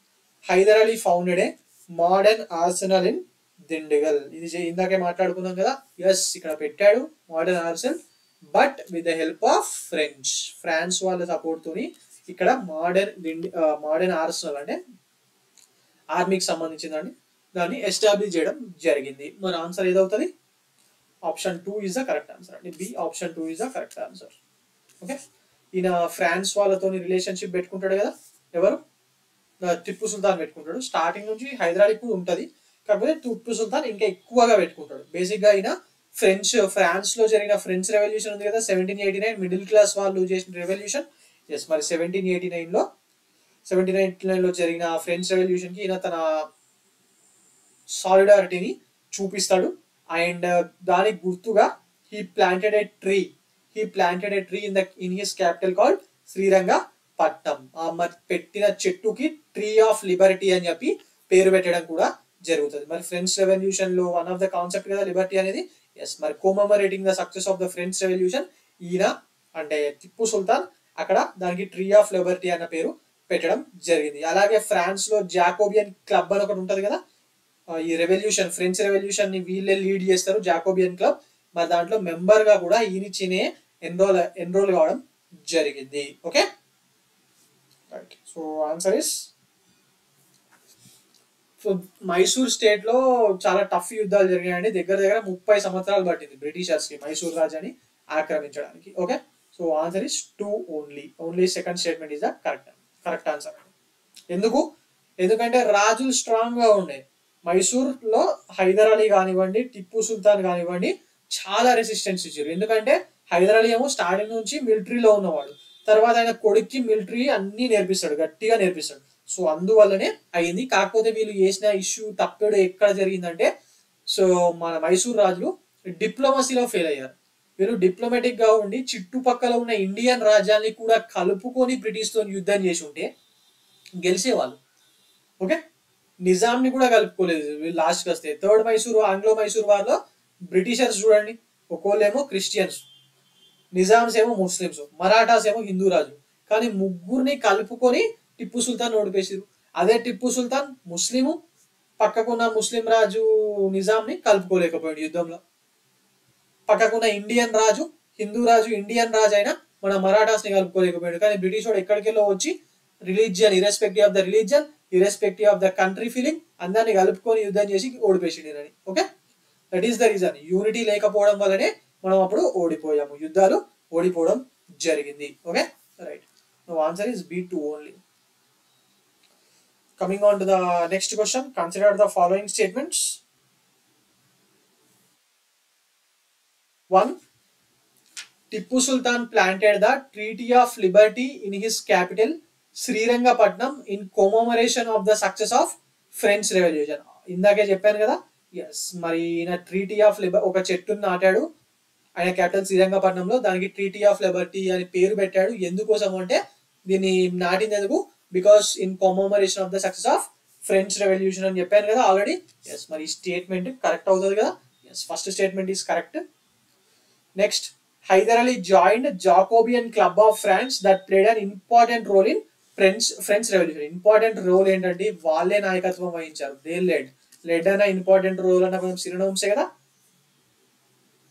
ఎస్, సినోనిమ్సే, కానీ ఈ స్టేట్మెంట్ తప్పు. ఎందుకు ఆల్రెడీ చెప్పాను లాస్ట్ ఈ కాన్సెప్ట్ గురించి లాస్ట్ క్వశ్చన్ దగ్గర మాట్లాడాం కదా. జాయిన్ అయింది హైదర్ అలీ కాదండి, జాయిన్ అయింది టిప్పు సుల్తాన్. టిప్పు సుల్తాన్ ఫ్రాన్స్ లో ఎంబసీ కూడా మెయింటైన్ చేసిండు ప్యారిస్ లో. ఓకే, సో ఈ సెకండ్ స్టేట్మెంట్ తప్పు. మరి ఇక్కడ ఏ స్టేట్మెంట్ కరెక్టో చెప్పండి అని అడుగుతున్నాడు కదా. మరి మన ఆన్సర్ ఏమవుతుంది? A1 only. A1 only is the correct answer అండి. Now coming on to the next question. Which of the following was not a provision of subsidiary alliance? Which of the following was not a provision of subsidiary alliance? Okay, option చూడండి. Subsidiary alliance అంటే తెలుసు కదా, British వాళ్ళు వాళ్ళ మిలిటరీని పంపించి మిలిటరీని వాళ్ళ head quarters లో ఉంచి ఒక రాజ్యం హెడ్ క్వార్టర్స్ లో ఉంచి ఆ రాజ్యం యొక్క సంరక్షణ బాధ్యతలు తీసుకుంటారు. దట్ ఈస్ సబ్సిడరీ అలయన్స్ కదా. ఎస్, మరి ఆప్షన్స్ చూడండి ఏవి కరెక్టో ఏది తప్పో ఇందులో. Option A, British taking the responsibility of the protection of native states, కరెక్టే. కానీ మనకి ఇక్కడ నాట్ ఏ ప్రొవిజన్ అన్నాడు. నాట్ ఏ ప్రొవిజన్ అన్నాడు కాబట్టి మనం ఏం చూడాలి?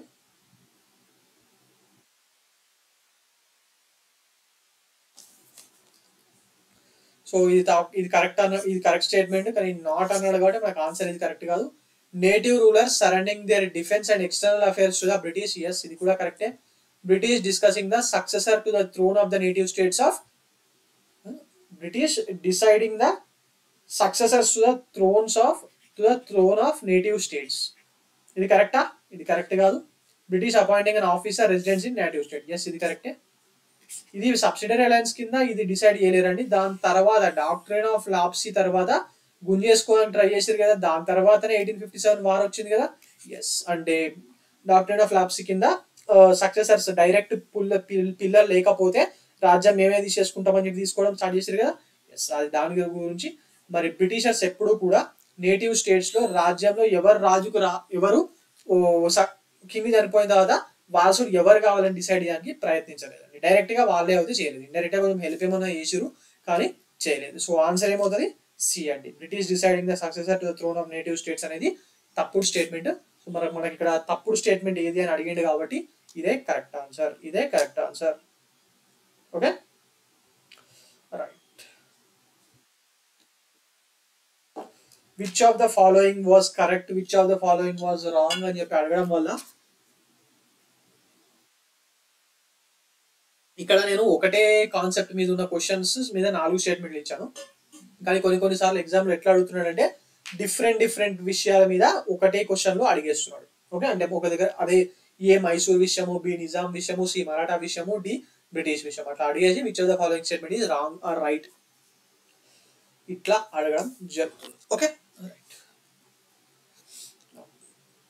Arrange the following Indian states which entered into subsidiary alliance with British in correct chronological order. మనకి ఇక్కడ సబ్సిడరీ అలయన్స్ గురించి చాలా సార్లు వస్తుంది కదా. ఎస్, చాలా సార్లు వస్తుంది సబ్సిడరీ అలయన్స్ గురించి. సో బేసిక్ గా మనము సబ్సిడరీ అలయన్స్ యొక్క బేసిక్ థింగ్స్ ఫస్ట్ తెలుసుకుందాం, దాని తర్వాత ఎవరెవరు అయ్యారు అనేది చూద్దాం. అసలు సబ్సిడరీ అలయన్స్ ఎవరు తీసుకొచ్చారు ఇది ఫస్ట్ అన్నిటికన్నా ఇంపార్టెంట్. ఎందుకంటే సబ్సిడరీ అలయన్స్ ఎవరి కాన్సెప్ట్, ఎవరి చైల్డ్ అని చెప్పి చాలా సార్లు ఎగ్జామ్స్ లో క్వశ్చన్స్ అడిగారు. మరి సబ్సిడరీ అలయన్స్ తీసుకొచ్చిన బ్రిటిష్ గవర్నర్ ఎవరండి? ఎవరు తీసుకొచ్చారు?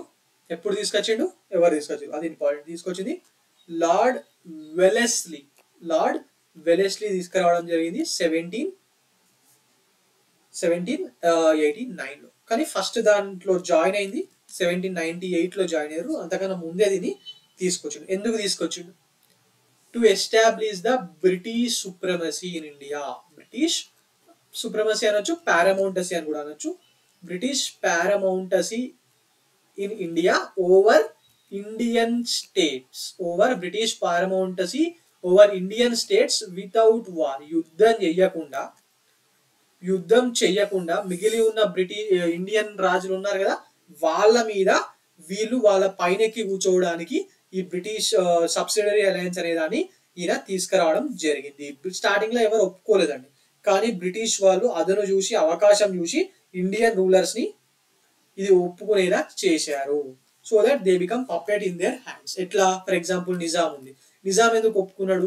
నిజాంకి మరాఠాస్ కి మధ్య యుద్ధాలు జరుగుతున్నాయి. సో మరాఠాస్ కి భయపడ్డ నిజాము మనకు స్ట్రెంగ్త్ కావాలా కదా అని చెప్పి బ్రిటిషర్స్ తోని ఈ ఒప్పందాన్ని కుదుర్చుకోవడం జరిగింది. అట్లా తర్వాత ఇంకా డిఫరెన్స్. పీష్వా మరాఠా పీష్వా ఎందుకు తీసుకున్నాడు? పీష్వాస్ కొంచెము పవర్ తగ్గిపోయి హోల్కర్స్ వాళ్ళు వీళ్ళు కొంచెం పవర్ఫుల్ అవుతారు కదా, సింధియాస్ హోల్కర్, మరి వాళ్ళ నుంచి సంరక్షణ కోసం పీష్వా తీసుకున్నాడు. అట్లా ఎవరిదాలు వాళ్ళ రీజన్స్ తోని తీసుకోవడం జరిగింది. కాకపోతే ఇందులో ఒకటి అందరికి ఒకటి ఈక్వల్ ఏంటంటే ఎవ్రీ ఇండియన్ రూలర్ ఎవరైతే ఈ సబ్సిడరీ ట్రీటీలో సైన్ చేశారో ఫైనలీ వాళ్ళు బ్రిటిషర్స్ చేతిలో పప్పెట్స్ గా మిగిలిపోయారు. చేయని వాళ్ళు చనిపోయారు, యుద్ధాలు చేసి చనిపోయారు. Okay right. మరి ఈ సబ్సిడరీ అలయన్స్ లో టర్మ్స్ అండ్ కండిషన్స్ ఏంటో ఇప్పుడు చూద్దాం. ఆల్రెడీ ఇందాక మాట్లాడాం లాస్ట్ క్వశ్చన్, బట్ కాన్సెప్ట్ ఒకసారి చూద్దాం. సో బేసిక్ గా ఈ సిగ్నేచర్ చేసిన స్టేట్స్ ని బ్రిటిష్ వాళ్ళు ప్రొటెక్ట్ చేసేవాళ్ళు in an external attack or internal revolt. అంటే ఫర్ ఎగ్జాంపుల్ నిజాం సైన్ చేసిండు, నిజాం మీదకి మరాఠాస్ యుద్ధంకి వస్తే బ్రిటిషర్స్ ఆర్మీయే ఫైట్ చేసేది, వాళ్ళే హెల్ప్ చేసేవాళ్ళు. ఒకవేళ నిజాం రాజ్యంలోనే ఆయన తమ్ముడికి ఇంకెవరికన్నా మధ్య యుద్ధం జరిగింది అనుకో, ఇంటర్నల్ అయినా హెల్ప్ చేసేవాళ్ళు. అట్లా ఇంటర్నల్ అండ్ ఎక్స్టర్నల్ రివాల్ట్స్ రెండుకి కూడా హెల్ప్ చేస్తామన్న ప్రామిస్ మీద సబ్సిడరీ అలయన్స్ ని కుదుర్చుకోవడం జరిగింది. అది అన్నిటికన్నా ఇంపార్టెంట్ పాయింట్. సెకండ్ పాయింట్, మరి సపోర్ట్ హెల్ప్ చేయాలంటే ఆర్మీ ఉండాలి కదా. సో అందుకోసమే బ్రిటిష్ వాళ్ళు వాళ్ళ ఆర్మీని సబ్సిడరీ ఆర్మీ అన్న పేరు మీద మెయింటైన్ చేసేవాళ్ళు. ఎక్కడ ఏ రాజ్యం అయితే సైన్ చేసిందో ఆ రాజ్యంలోనే మెయింటైన్ చేసేవాళ్ళు. అండ్ మరి ఆ సబ్సిడరీ అలయన్స్ యొక్క మొత్తం కాస్ట్ చాలా కాస్ట్లీ ఉంటుండేది. ఆ కాస్ట్ ని ఆ సిగ్నేచర్ చేసిన స్టేటే కట్టాలి. అయితే డబ్బు కడతారా, లేకపోతే డబ్బు కట్టకపోతే మీ రాజ్యంలో కొంత భాగం ఇచ్చేయండి, మేము అక్కడ నుంచి రెవెన్యూ కలెక్షన్ చేసుకునేది మా పని. ఇట్లా మాట్లాడుకునేటోళ్ళు. ఓకే. మరి నిజాం ఆఫ్ హైదరాబాద్ ఉన్నాడు కదా, నిజాం అలీ ఖాన్, మరి ఆయన దీన్ని యాక్సెప్ట్ చేసిన తర్వాత డబ్బులు కట్టలేక ఆయన రాజ్యంలోని రాయలసీమ డిస్ట్రిక్ట్స్ ఉన్నాయి కదా ఆంధ్రప్రదేశ్ ని, ఈ సబ్సిడరీ ఆర్మీ మెయింటెనెన్స్ కోసము వాటిని వీళ్ళకు ఇచ్చేస్తాడు. దాని తర్వాత బ్రిటిష్ వాళ్ళు దాన్ని మద్రాస్ ప్రావిన్స్ లో కలిపేసారు. ఓకే. నెక్స్ట్ ఈ సబ్సిడరీ స్టేట్ ఉంది కదా, ఫర్ ఎగ్జాంపుల్ మన నిజామే తీసుకోండి. నిజాము ఒక సబ్సిడరీ స్టేట్ ఏదైనా కానీ external affairs or foreign affairs ని బ్రిటిషర్స్ కి ఇచ్చేయాలి. అంటే వీళ్ళు బయట దేశంతో ఎలాంటి డైరెక్ట్ లింక్స్ పెట్టుకోకూడదు, ఏమున్నా మేము చూసుకుంటాం. Okay. With any foreign power without any British approval. British వాళ్ళు ఎట్లాగో అప్రూవల్ ఇచ్చేటోళ్ళు కాదు. సో వేరే దేశస్తులతోని ఎలాంటి రిలేషన్ పెట్టుకోవడానికి లేదు. దీన్ని టిప్పు సుల్తాన్ ఫ్రెంచ్ వాళ్ళతో పెట్టుకున్నాడు కదా.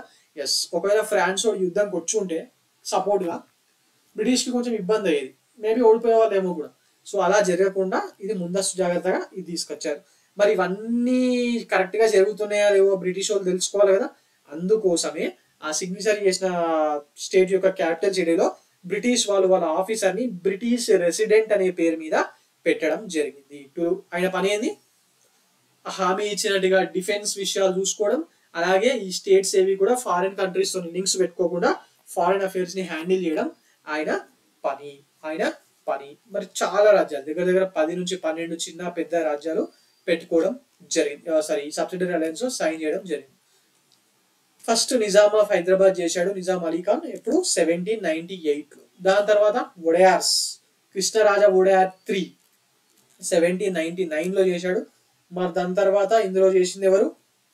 అవధ్ సాదత్ అలీ ఖాన్ 1801 లో చేశాడు. ఫైనలీ మరాఠా పీష్వా బాజీరావ్ టూ గారు 1802లో చేయడం జరిగింది. సో క్రాలజికల్ ఆర్డర్ తీసుకుంటే 3, 2, 4, 1 అండి. 3, 2, 4, 1 ఇస్ ద కరెక్ట్ ఆన్సర్. మన ఆన్సర్ ఏంటి?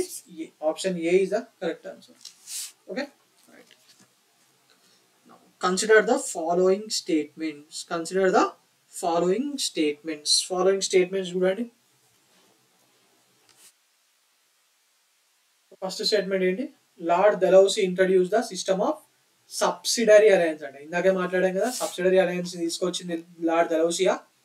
వెల్లెస్లీ తీసుకొచ్చిండు. ఎందుకోసం తీసుకొచ్చిండు అన్నాను? To establish the British paramountcy over the Indian states without doing wars. Okay, మరి సెకండ్ స్టేట్మెంట్ చూడండి. Second statement, lord Wellesley introduce the system of doctrine of ల్యాప్సీని Wellesley introduce చేసిండు అని చెప్పి చెప్తున్నారు. అవునా? కాదండి. డాక్ట్రిన్ ఆఫ్ ల్యాప్సీని ఇంట్రడ్యూస్ చేసింది వెల్లెస్లీ కాదు. మరి ఎవరు ఇంట్రడ్యూస్ చేశారు డాక్ట్రిన్ ఆఫ్ ల్యాప్సీని? డాక్ట్రిన్ ఆఫ్ ల్యాప్సీ కూడా ఇంపార్టెంట్ అండి. Doctrine of lapse basically this was introduced by Dalhousie ఎప్పుడు? 1848. ఎందుకోసం ఏదైనా రీజన్ ఉండాలి కదా. He wanted to expand the British area in India but without doing wars. యుద్ధం చేయకూడదు బట్ మన సామ్రాజ్యం పెరగాలి. అందుకోసము ఈ డాక్ట్రిన్ ఆఫ్ ల్యాప్సీని తీసుకురావడం జరిగింది. మరి యుద్ధం చేయకుండా ఎందుకు ఒప్పుకుంటారు? ఎవడో ఇలా సామ్రాజ్యం ఇచ్చేదానికి అంత పవర్ఫుల్ రూలర్ ఉంటే అని చెప్పి మీకు డౌట్ రావచ్చు. కాకపోతే ఇది పవర్ఫుల్ రూలర్స్ కి కోసం కాదండి. ఆల్రెడీ ఎనీ ప్రిన్స్లీ స్టేట్స్, కొన్ని ప్రిన్స్లీ స్టేట్స్ అంటే ఒక రకంగా ఇది మన సబ్సిడరీ అలయన్స్ కి ఎక్స్టెన్షన్ అండి. సబ్సిడరీ అలయన్స్ సిగ్నేచర్ చేసిన స్టేట్స్ వాళ్ళ ఆర్మీని మొత్తం వదిలేసుకొని వీళ్ళ ప్రొటెక్షన్ ఉంటారు కదా.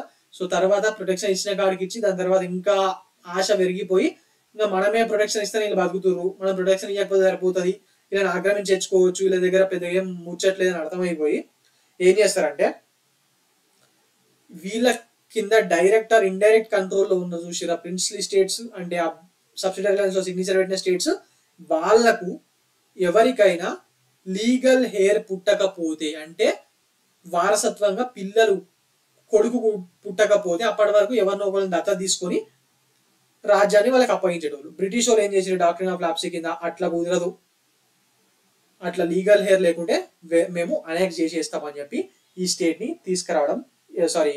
డాక్ట్రిన్ ని తీసుకురావడం జరిగింది. దీని కింద ఆయన చాలా స్టేట్స్ ని అనెక్స్ చేసిండండి. ఎగ్జాంపుల్ సతారా, మహారాష్ట్రలో ఉన్న సతారా, సంబాల్పూర్, భగత్పూర్, ఉదయ్పూర్, ఝాన్సీ. మనము రాణి ఆఫ్ ఝాన్సీ లక్ష్మీబాయి గారి గురించి మాట్లాడుకుంటాం కదా. ఆ స్టేట్ ని కూడా బ్రిటిష్ వాళ్ళు 1853లో అనెక్స్ చేశారు. ఎందుకంటే వీళ్ళు ఈ ఝాన్సీ స్టేట్ రాణి ఝాన్సీ లక్ష్మీబాయి సంబంధించిన స్టేట్, వీళ్ళందరూ కూడా అప్పటికే సబ్సిడరీ అలయన్స్ కింద ఉన్న స్టేట్స్ అండి, బ్రిటిష్ ప్రొటెక్షన్ లో ఉన్న స్టేట్స్. అందుకనే మనకు 1857 రివాల్ట్ మీద ఒక క్రిటిక్ ఉంటుందండి. హిస్టోరియన్స్ కొందరు క్రిటిక్ చేసారు.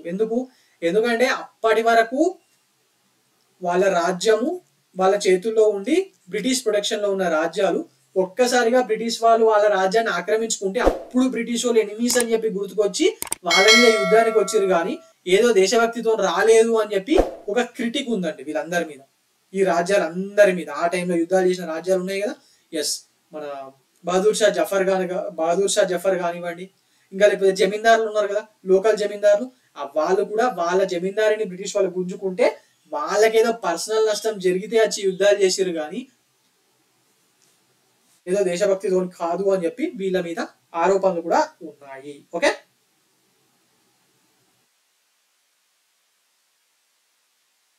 ఎందుకంటే క్వీన్ ఆఫ్ ఝాన్సీ లక్ష్మీబాయి గారు ఉన్నారు కదా, she was a childless widow అండి.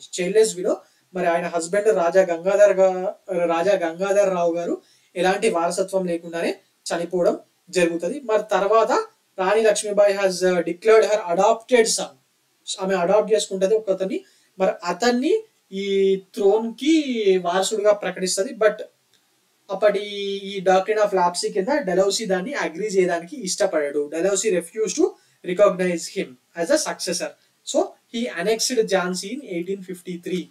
ఝాన్సీని 1853లో ఈయన అనెక్స్ చేయడం జరిగింది. ఓకే, మరి తర్వాత 4 years కి అంతా ప్లాన్ చేసుకొని 1857 రివాల్ట్ అంటే ప్లాన్ చేసుకొని అంటే వీళ్ళ రాజ్యాలు పోయిన తర్వాత మన రాజ్యాలు మళ్ళీ తెచ్చుకోవాలి అన్న కాన్సెప్ట్ తోని మరి ఆ రాజ్యాలు పోగొట్టుకున్న రాజులందరూ యునైట్ అయ్యి యుద్ధం చేయడానికి వస్తారు. దట్ ఈస్ 1857 రివాల్ట్ అండి. ఓకే, 1857 రివాల్ట్ లో ఇండియా మనము బ్రిటిషర్స్ గెలవడానికి ఒక కారణం కూడా ఏంటంటే రాజులు, రాజ్యాలు కోల్పోయిన రాజులు, జమీందారీ కోల్పోయిన జమీందారులు, లేకపోతే రిలీజియస్ సెంటిమెంట్స్ అఫెక్ట్ అయిన సోల్జర్స్ వీళ్ళే యుద్ధాలు చేశారు కానీ నార్మల్ జనాలు యుద్ధాలు చెయ్యలేదు. అలాగే రాజ్యాలు కోల్పోని రాజులు ఉన్నారు, లైక్ నిజామ్స్, వాళ్ళు సపోర్ట్ చేయలేదు, సిక్స్ పాల్గొనలేదు. ఇట్లా ఇండియా మొత్తం యుద్ధం జరగలేదు. జస్ట్ నార్త్ ఇండియాలో ఆ హిందీ బెల్ట్ లో మాత్రమే ఈ 1857 రివాల్ట్ అనేది జరిగిందండి. Okay, right. సో మరి మనకు సెకండ్ స్టేట్మెంట్ కూడా తప్పు కాబట్టి మరి ఆన్సర్ ఏమవుతుంది? D neither 1 nor 2. D neither 1 nor 2 is the correct answer అండి. Okay, right. Now coming on to the next question.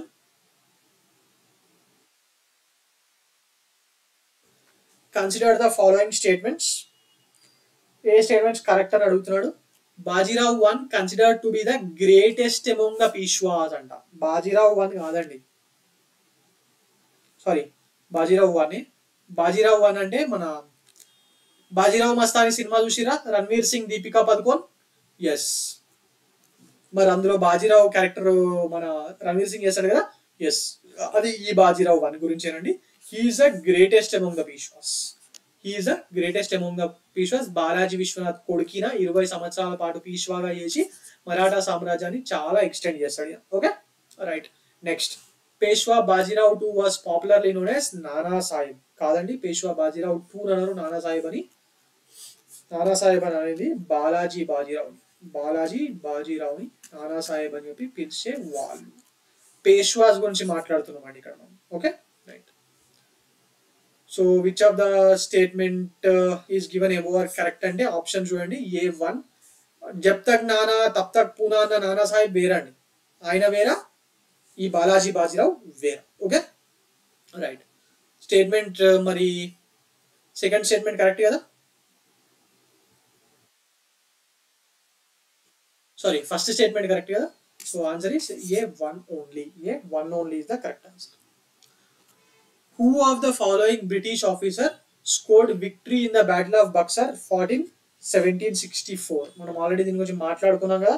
మరి 1764 లో జరిగిన బ్యాటిల్ ఆఫ్ బక్సర్ లో ఎవరు ముందుండి బ్రిటిష్ ఆర్మీని నడిపించారు? రాబర్ట్ క్లైవ్ లేకుండే, ఆయన ఇంగ్లాండ్ లో ఉండే అప్పటికి.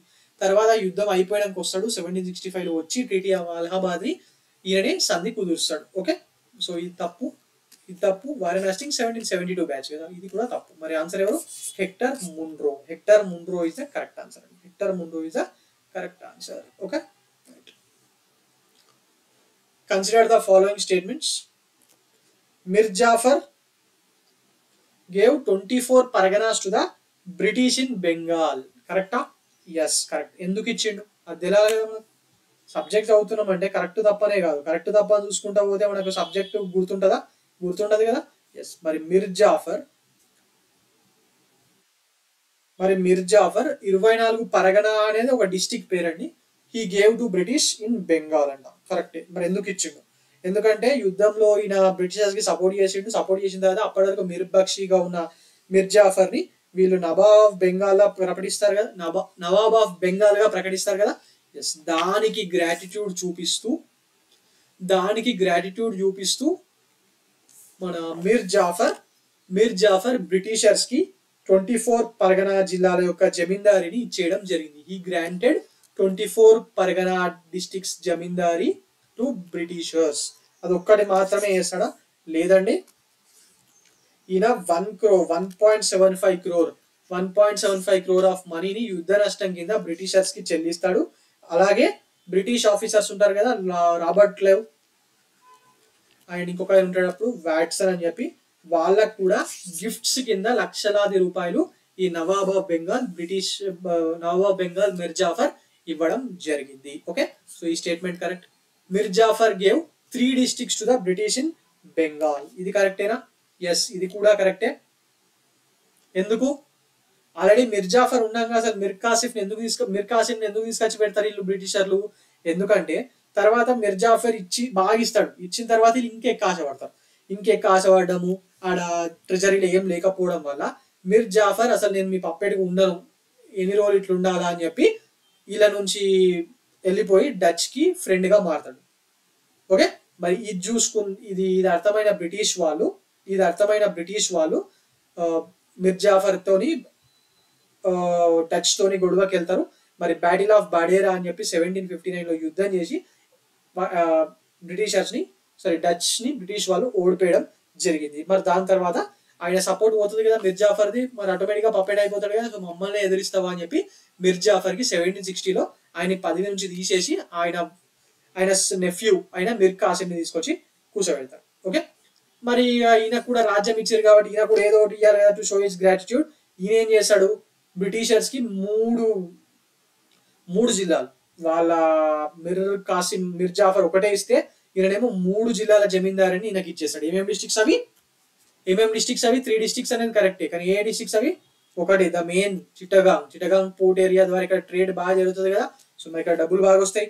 సెకండ్ బుర్ద్వాన్, ఇంకోటి మిడ్నాపూర్. ఇప్పుడేమో పశ్చిమ మిడ్నాపూర్, ఈస్ట్ మిడ్నాపూర్ అని చెప్పి డిస్ట్రిక్ట్స్ రెండుగా డివైడ్ అయింది. మిడ్నాపూర్ డిస్ట్రిక్ట్ వెస్ట్ బెంగాల్, మరి అప్పుడు ఒకటే ఉంటుండే. ఈ 3 జిల్లాలది ఇచ్చేయడం జరిగింది. సో ఈ స్టేట్మెంట్ కూడా కరెక్టే. మరి దాని తర్వాత మిర్ కాసిం కూడా ఎదురు తిరుగుతాడు, అదంతా మనం ఆల్రెడీ మాట్లాడుకున్నాం. మరి ఈ కాన్సెప్ట్ మాట్లాడేది కాబట్టి ఇక్కడ ఎక్స్ప్లెయిన్ చేశాం. ఓకే, సో 2 స్టేట్మెంట్స్ కరెక్టే కాబట్టి ఆన్సర్ ఏమవుతుంది? బోత్ 1 and 2 అండి, both 1 and 2. Okay, next question. Consider the following statements. Mir Jafar shifted the capital city from capital of Bengal from Murshidabad to Munger అంట. మిర్ జాఫర్ షిఫ్ట్ చేసిడా? కాదు కదా. ఎవరు షిఫ్ట్ చేసిరు? Mir Qasim was an able administrator. ఈయన తీసుకొచ్చి కింగ్ చేసినందుకు ఏమి ఇవ్వాలో అన్ని ఇచ్చేస్తాడు. ఇచ్చేసిన తర్వాత ఇంకా వీళ్ళ యొక్క ఇన్ఫ్లుయెన్స్ మన మీద పడకూడదు అని చెప్పి క్యాపిటల్ సిటీ ముర్షిదాబాద్ లో ఉన్నదాన్ని మోన్గిర్, ఇది బీహార్ ఉంటుంది, అక్కడికి షిఫ్ట్ చేయడం జరిగింది. మిర్ జాఫరా కాదు, మిర్ కాసిం చేస్తాడు. సో ఈ స్టేట్మెంట్ తప్పు, మరి చేసింది Mir Qasim. Next statement. Peshwa Balaji Bajirao shifted the Maratha capital from Satara to Pune. Yes, ఈ స్టేట్మెంట్ కరెక్ట్ అండి. పేష్వా బాజీరావు మరి సతారా నుంచి పూణేకు షిఫ్ట్ చేయడం అనేది కరెక్ట్. బాలాజీ బాజీరావు ఈయననే కదా నానాసాహెబ్ అనేది 1940 మన బాజీరావు 1 చనిపోయిన తర్వాత నెక్స్ట్ పీష్వా అయింది ఈయననే. Is the son of Bajirao 1. మరి ఇతన్ని లాస్ట్ గ్రేట్ పీష్వా అంటారు. ద గ్రేటెస్ట్ పీష్వా ఎవరు? బాజీరావు 1. లాస్ట్ గ్రేట్ పీష్వా అనేదేమో బాలాజీ బాజీరావు. ఎందుకు షిఫ్ట్ చేస్తాడు? బ్రిటిషర్స్ కి భయపడ కాదండి. అప్పటి వరకు ఛత్రపతి మహారాజ్ వారసులు అయిన షాహు గారి ఇన్ఫ్లుయెన్స్ ఉంటది, వాళ్ళ కిందనే వీళ్ళు ఉంటారు ఎంతో కొంత. మరి ఆయన చనిపోతాడు 1749లో. మన ఛత్రపతి మహారాజ్ కొడుకైన ఛత్రపతి షాహు గారు చనిపోవడం జరుగుతుంది. మరి దాని తర్వాత ఆయనకు పిల్లలు ఉండరు, సో నో లీగల్ హెయిర్ ఉన్నాడు థ్రోన్ కి. మరి అప్పటికే పేష్వాస్ యొక్క పట్టు అనేది మరాఠా సామ్రాజ్యం మీద బాగా పెరిగిపోతుంది కదా.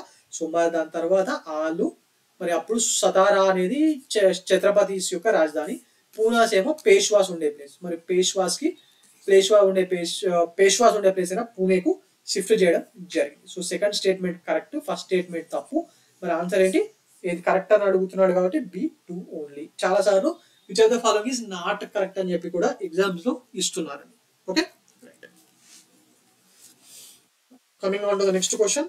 Find out the correct chronological sequence of the Indian states which were annexed by the British under Doctrine of Lapse. ఇందాకే చెప్పాను, డాక్ట్రిన్ ఆఫ్ లాప్సే ఎవరు తీసుకొచ్చారు? మాట్లాడాం కదా, ఎవరు తీసుకొచ్చారు డాక్ట్రిన్ ఆఫ్ లాప్సే? డల్హౌజీ తీసుకొచ్చిండు. ఎప్పుడు? 1848లో. ఈయన పేరు మీద ఒక ఊరు కూడా ఉంటుందండి, హిమాచల్ ప్రదేశ్ లోనో ఉత్తరాఖండ్ లోనో ఉంటుంది, డల్హౌసీ అనే ఊరు. మ్యాప్ పాయింటింగ్ చెక్ చేయండి, మ్యాప్ పాయింటింగ్ మీద క్వశ్చన్స్ వస్తున్నాయి కదా. ఎస్, డాక్ట్రిన్ ఆఫ్ లాప్సీని ఈయన 1848లో తీసుకురావడం జరిగింది. ఓకే, మరి ఈయన ఏవేవి ప్రిన్స్లీ స్టేట్స్ ని చేసిండో తెలిస్తే మనకు దాని కాన్సిక్వెన్స్ ఆర్డర్ తెలుస్తుంది. ఫస్ట్ సతారాని చేస్తాడు మహారాష్ట్రలో. సో మరి ఇక్కడ మనకి సతారా ఫస్ట్ ఏమున్నాయి ఇవో, సో ఇది క్యాన్సర్. నెక్స్ట్ సతారా తర్వాత సంబాల్పూర్ చేస్తాడు. మరి ఇక్కడ మనకు సంబాల్పూర్ లేదు, సో క్యాన్సిల్ చేసేది ఏం లేదు. దాని తర్వాత జైతాపూర్ చేస్తాడు.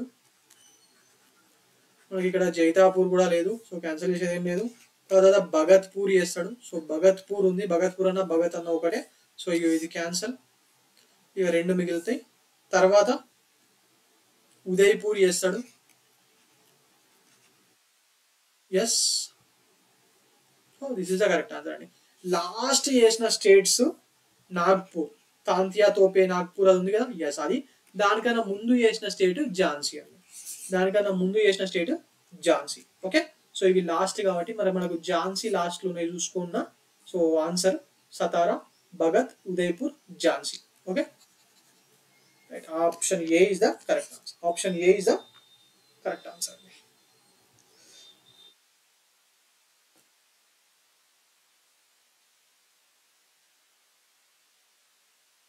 మనకు ఆ టైంలో చాలా ఉండే కదా ఈ స్టేట్స్, ప్రిన్స్లీ స్టేట్స్. అందులో చాలా వాళ్ళు ఇందులో సిగ్నేచర్ చేయడం జరిగింది.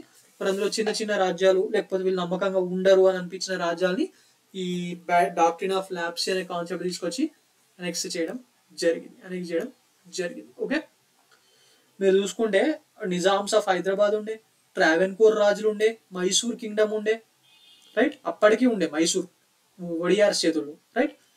అక్కడ అజ్మీరు, గ్వాలియర్, అవధ్, జైపూరు, ఝాన్సీ, ఇట్లా చాలా రాజ్యాలు ఉండే కదా. ఎస్, మనం coming on to the next question. Consider the following statement. First statement,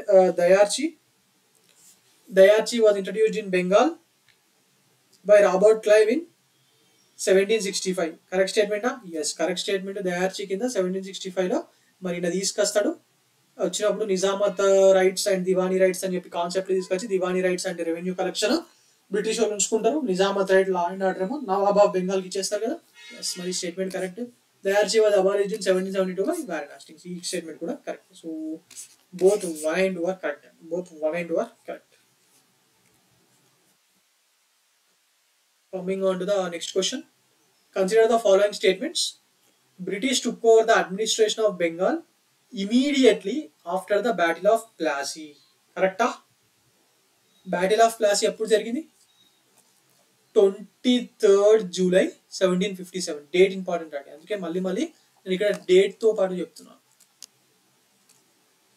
మరి ఇమీడియట్ గా తీసేసుకున్నారా? ఇమీడియట్ గా తీసేసుకుంటే అడ్మినిస్ట్రేషన్ ని, మరి మీర్ జాఫర్ని, మీర్ కాసిం ని ఎందుకు అపాయింట్ చేసేటోళ్ళు? వీళ్ళని చేసిరంటే ఇమీడియట్ గా తీసుకోవాలని అర్థం కదా. సో ఫస్ట్ స్టేట్మెంట్ తప్పే కదా. Yes, the Nawab of Bengal was pensioned off in 1757 అంట. ఇది కరెక్టా? Nawab of Bengal was pensioned off in 1757 అంటే బ్యాటిల్ ఆఫ్ ప్లాసీ జరిగిన తర్వాత ఎవరున్నారు బ్యాటిల్ ఆఫ్ ప్లాసీ? సిరాజుద్దౌలా కదా. మరి ఆయనకు పెన్షన్ ఇచ్చిర్రా? కాదు కదా, ఆయన చంపేసారు యుద్ధంలో.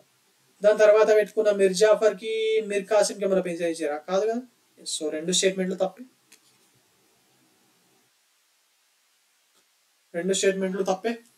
సో ఆన్సర్ ఏమవుతుంది? Neither one Nar two is the correct answer. Right. Which Sultan of Bengal abolished export and import duties and provided the level playing field to the Indian merchants on par with British? Export and import duties ని అంటే ఈ దస్తక్ ప్రకారము 1717 లో Farooq sir ఇచ్చిన దస్తక్ ప్రకారము వీళ్ళకు export and import duties ఏముండయి, just సంవత్సరానికి ఇంత అమౌంట్ కట్టేసి ఎంత ఎక్స్పోర్ట్ చేసుకోవచ్చు, ఎంత ఇంపోర్ట్ చేసుకోవచ్చు అనే కాన్సెప్ట్ మన బ్రిటిషర్స్ దగ్గర ఉండే కదా బెంగాల్ ఏరియాలో. మరి దానివల్ల ఏమవుతుంది? బ్రిటిష్ వాళ్ళు తెచ్చే గూడ్స్ కి ఏమో రేటు తక్కువ పడుతుంది, మన ట్రేడర్స్ తెచ్చేదానికి ఏమో ఎక్కువ పడుతుంది. అవునా కదా. సో దానివల్ల మన ట్రేడర్స్ బాగా నష్టపోయారు. అది గమనించిన మీర్ కాసిం మరి ఈయనకు రెవెన్యూ కట్టేది వాళ్ళు బ్రిటిషర్స్ అయితే రెవెన్యూ కడతలేరు, ఏదో కొంచెం కడుతున్నారు, అది కూడా మెగా ముగల్స్కి వెళ్ళిపోతుంది. మరి ఈయన రాజ్యం కూడా బతకాలి కదా, ఈయన ట్రెజరీ కూడా నిండాలి కదా. సో దానికోసం ఏం చేసిండు? ఇట్లా కాదు, మన వాళ్ళకు కూడా లెవెల్ ప్లేయింగ్ ఫీల్డ్ ఇస్తే, వీళ్ళకి కూడా ఈ ట్యాక్సులు తీసేస్తే దాని తర్వాత వాళ్ళు వేరే ట్యాక్సులు అన్న కడతారు, వాళ్ళకి డబ్బులు వస్తే నా దగ్గర ఉన్నోళ్ళు, రైట్. సో అని చెప్పి ఇండియన్ మర్చెంట్స్ కూడా ఈయన ఆలోచించి తీసేసాడు. ఎవరు? మీర్ జాఫరా? ముర్షిద్ కులీ ఖానా, సిరాజుద్దౌలానా, మీర్ కాసిం ఎవరు చేసారు? మీర్ కాసిం చేసిండు. మరి ఇట్లా అన్ని బ్రిటిష్ వాళ్ళకు ఫైనాన్షియల్ గా నష్టం చేకూర్చిండు. అటేమో ఇంకొక దిక్కు పవర్ కి అధికారంకి కూడా కొంచెం గండి కొట్టేటట్టే కనిపిస్తుండు కాబట్టి మరి ఈయనని తీసేయడం జరుగుతుంది వాళ్ళు. సో దాని తర్వాత బ్యాటిల్ ఆఫ్ 1764 లో బ్యాటిల్ ఆఫ్ బక్సా జరుగుతుంది. మరి ఈయన అందులో అయిపోతుంది దాని తర్వాత. Okay,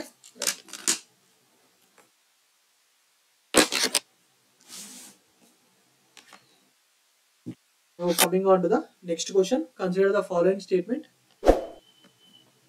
Punjab was the statement 1. Punjab was the last British conquest in India through warfare అంట. ఇది కరెక్ట్ స్టేట్మెంటా అండి? ఇది కరెక్ట్ స్టేట్మెంటా? ఎస్, కరెక్ట్ స్టేట్మెంటే. ఎందుకు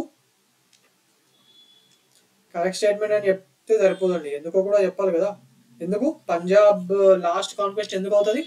ఎందుకంటే పంజాబ్ తో జరిగిన యుద్ధాలు ఎప్పుడు జరిగినాయి? లాస్ట్ బ్రిటిష్ కాన్క్వెస్ట్ అంటే త్రూ వార్ఫేర్ అన్నాడు. చూడండి, త్రూ వార్ఫేర్ అంటే యుద్ధాల ద్వారా లాస్ట్ వీళ్ళనే అణచివేయడం జరిగింది అని చెప్పి ఆ క్వశ్చన్ యొక్క అర్థం అండి. కాన్క్వెస్ట్ ఆఫ్ మైసూర్స్ అప్పటికే అయిపోయినాయి, 1799 వరకు అయిపోతుంది కదా. మరి మరాఠాస్ ఎప్పుడు అయిపోతుంది? మరాఠాస్ది ఆంగ్లో మరాఠా వార్ 1818 వరకు అయిపోతాయి కదా లాస్ట్ కి. మరి దాని తర్వాతనే రంజిత్ సింగ్ 1839 వరకు ఉంటాడు. రంజిత్ సింగ్ ఉన్నప్పుడు ఇంగ్లీష్ ఈస్ట్ ఇండియా కంపెనీ తర్వాత మొత్తం ఏషియాలో సెకండ్, సౌత్ ఏషియాలో ఇండియన్ సబ్ కాంటినెంట్ లో సెకండ్ టఫెస్ట్ ఆర్మీ ఎవరి దగ్గర ఉందంటే మహారాజా రంజిత్ సింగ్ దగ్గరనే ఉండే. Okay, right. సో మరి అప్పటి వరకు వీళ్ళే ఉన్నారు కాబట్టి బ్రిటిష్ తర్వాత వీళ్ళని కూడా కాన్క్వెస్ట్ చేసింది. ఎట్లా? 2 ఆంగ్లో సిక్ వార్లు జరిగినాయి కదా, 1845-46 ఒకటి, 2 ఆంగ్లో సిక్స్ వార్స్ జరిగినాయి. ఒకటేమో 1845-1846 మధ్యలో. అప్పుడు గవర్నర్ జనరల్ ఎవరు? Lord Hardinge one. Lord Hardinge one defeated the Sikhs and made a treaty of Lahore. Okay, right. మరి దీని కింద వీళ్ళు ఓడిపోయారు కాబట్టి చాలా టెరిటరీస్ ని సిక్స్ బ్రిటిషర్స్ కి సరెండర్ చేశారు. అలాగే యుద్ధ నష్ట పరిహారం కింద డబ్బులు కూడా కట్టారు. దాని తర్వాత సెకండ్ ఆంగ్లో సిక్ వార్. ఇది ఎప్పుడు? 1848-49. ఎవరెవరికి? బ్రిటిష్ కి 6 కి. అప్పుడు బ్రిటిష్ తరఫున గవర్నర్ ఎవరు? Lord Dalhousie. ఈయన మొత్తం పంజాబ్ నే అనెక్స్ చేసేసి బ్రిటిష్ సిక్ రాజ్యం ఏమీ లేకుండా చేసేసి అంతా బ్రిటిష్ ఎంపైర్ లోకి కలిపేస్తాడు. ఓకే, మరి దాని తర్వాత అప్పుడు లాస్ట్ చివరి రాజు ఉంటాడు కదా దలీప్ సింగ్ ని అండ్ వాళ్ళ మదర్ అయిన రాణి జిందాని లండన్ కి పంపించేసి అక్కడనే పెన్షనర్స్ గా ఉంచుతాడండి. ఓకే, మరి అక్కడ వాళ్ళు ఫైనల్ గా క్వీన్ విక్టోరియాని కలిసి మరి వీళ్ళు వెళ్ళి ఆ కోహినూర్ డైమండ్ ని ఆమెకు ప్రజెంట్ చేయడం జరిగింది. మరి అప్పటి నుంచి కూడా కోహినూర్ అనేది మన బ్రిటిష్ క్వీన్ ఉంటది కదా, ఆమె క్రౌన్ లో ఒక భాగంగా ఉందండి. ఓకే, ఫస్ట్ ఇండియా నుంచి షాజహాన్ టైంలో షాజహాన్ దగ్గరికి వస్తుంది కదా. మరి అక్కడ నుంచి 1839 వార్లో నాదిర్ షా మహమ్మద్ షా రంగీలను ఓడిపేసి కోహినూర్ డైమండ్ అనే దాన్ని తీసుకెళ్లిపోతాడు. దాని తర్వాత అది అహ్మద్ షా అబ్దాలీ దగ్గరికి వెళ్తుంది. మరి అహ్మద్ షా అబ్దాలీ గ్రాండ్ సన్ ఉంటాడు కదా, షాషుదా, ఆయన దాన్ని తీసుకొచ్చి రంజిత్ సింగ్ ఇస్తాడు. దాని తర్వాత సిక్ ఎంపైర్ లో భాగంగా ఉంటది. తర్వాత వీళ్ళు కూడా ఓడిపోయిన తర్వాత బ్రిటిషర్స్ కి ఇచ్చేస్తారు. మరి అప్పటి నుంచి అది అక్కడనే ఉంది. Okay, so Punjab was the last Kingdom that was acquired by the British to war. దాని తర్వాత ఎందుకు చేయాలి అంటే యుద్ధం చేయాలంటే ఎంతో కొంత యుద్ధం చేసే కేపబిలిటీ ఉన్న రాజు ఉండాలి కదా. After the conquest of Punjab the Indian rulers were too weak to fight against the British. Okay, so అందువల్ల మరి వాళ్ళని కంట్రోల్లో పెట్టుకున్నారు. బ్రిటిషర్ డాక్ట్రిన్ ఆఫ్ లాప్సీ అని చెప్పి, లేకపోతే మన వెల్లెస్లీ తీసుకొచ్చిన subsidiary Reliance, already Wellesley subsidiary Reliance ముందే తీసుకొచ్చింది కదా. ఎస్, డాక్ట్రిన్ ఆఫ్ లాప్సీ ద్వారా వీళ్ళు వాళ్ళ ఆధీనంలోకి పెట్టుకున్నారు. ఫైనల్ గా 1857 వార్ అయింది. ఇక అందరు అప్పటి వరకు రాజరికంలో ఉన్న వాళ్ళు, డాక్ట్రిన్ ఆఫ్ లాప్సీలో తీసేసుకున్న వాళ్ళు ఉన్నారు కదా, మిగిలిపోయిన వాళ్ళని కూడా ఓడిపేస్తాడు. అక్కడితో ఇండియాలో ఈ రాజరికము, రాజులు అనే కాన్సెప్ట్ ఎండ్ అయిపోతుంది. ఓకే, మొత్తం అడ్మినిస్ట్రేషన్ బ్రిటిష్ కిందకే వచ్చేస్తారు. అంటే మన నిజామ్స్ ఉండే, బట్ వాళ్ళు ఉన్న రాజులు ఉన్న ఇంటర్నల్ కదా, ఏమో డిసిషన్ మేకింగ్ పవర్ వాళ్ళ దగ్గర లేదు అప్పటికి. Okay, so Punjab was the last British conquest in India to warfare అనేది కరెక్ట్ స్టేట్మెంటే కదా. ఎస్, కరెక్ట్ స్టేట్మెంటే. మరి ఇక మిగిలిన సెకండ్ స్టేట్మెంట్ ఏది? Awadh was annexed by Dalhousie on the pretext of doctrine of lapse. ఇది కరెక్టా? ఇది తప్పుడు స్టేట్మెంట్ అండి. ఎందుకు? అవధ్ని డాక్ట్రిన్ ఆఫ్ లాప్సీ కింద అనెక్స్ చేయలేదండి వీళ్ళు. దేని కింద అనెక్స్ చేశారు? మిస్రూల్, మీరు రూలింగ్ చక్కగా చేయట్లేదు అని చెప్పి. అదేందో బ్రిటిష్ వాళ్ళు మంచి రూల్ చేసినట్టు ఇండియాలో. గుంజుకోవడానికి ఏదో ఒక రీజన్ కావాలా. మన దగ్గర దమ్ము లేకపోతే మనం ఓడిపోయి మన దగ్గరికి వెళ్ళి ఉన్నాయి గుంజుకోవడానికి ఏదో ఒక రీజన్ దొరుకుతుంది అలా. Okay, right. సో మరి ఇది సెకండ్ స్టేట్మెంట్ తప్పు, ఫస్ట్ స్టేట్మెంట్ కరెక్ట్. మరి ఆన్సర్ ఏమవుతుంది? Answer is option A only. Option A is only is the correct. ఎందుకంటే కరెక్ట్ స్టేట్మెంట్ అడిగింది కదా. Yes. Coming on to the next question. The ruler of which of the following state was removed on the pretext of misgovernance. ఇప్పుడే చెప్పాను కదా ఆ question దానికి. Yes, మరి ఎవరిని తీసుకున్నాడు? Awadh. Awadh, Hyderabad, Jhansi, Satara. Jhansi, Satara already doctrine of lapse కింద మీకు వారసులు లేరు, పిల్లలు లేరు అన్న కాన్సెప్ట్ కింద గుంజేసుకుంటారు కదా. ఎస్, మరి హైదరాబాద్ రాజులేమో అప్పటికి మొత్తం బ్రిటిషర్స్ కి ఊడిగని చేస్తూ ఉంటారు కాబట్టి ఇలా ముట్టరు. ప్లస్ సౌత్ లో ఉంది పెద్ద రాజ్యము, డబ్బులున్న రాజ్యము. మన మాట ఇంటుండు, మంచిగా ఇంటుండు మన మాట. మొత్తం మన ఆర్మీని పెట్టుకున్నాడు. సో అవసరం ఏమున్నది? ఆయన తీసుకున్నా ఒకటే, తీసుకోకపోయినా ఒకటే. ఇక తీసుకుంటే మళ్ళీ ఆయన రాజ్యం అడ్మినిస్ట్రేషన్ కూడా మనమే చేయాలి. అవసరం లేదని చెప్పి నన్ను వదిలేస్తారు.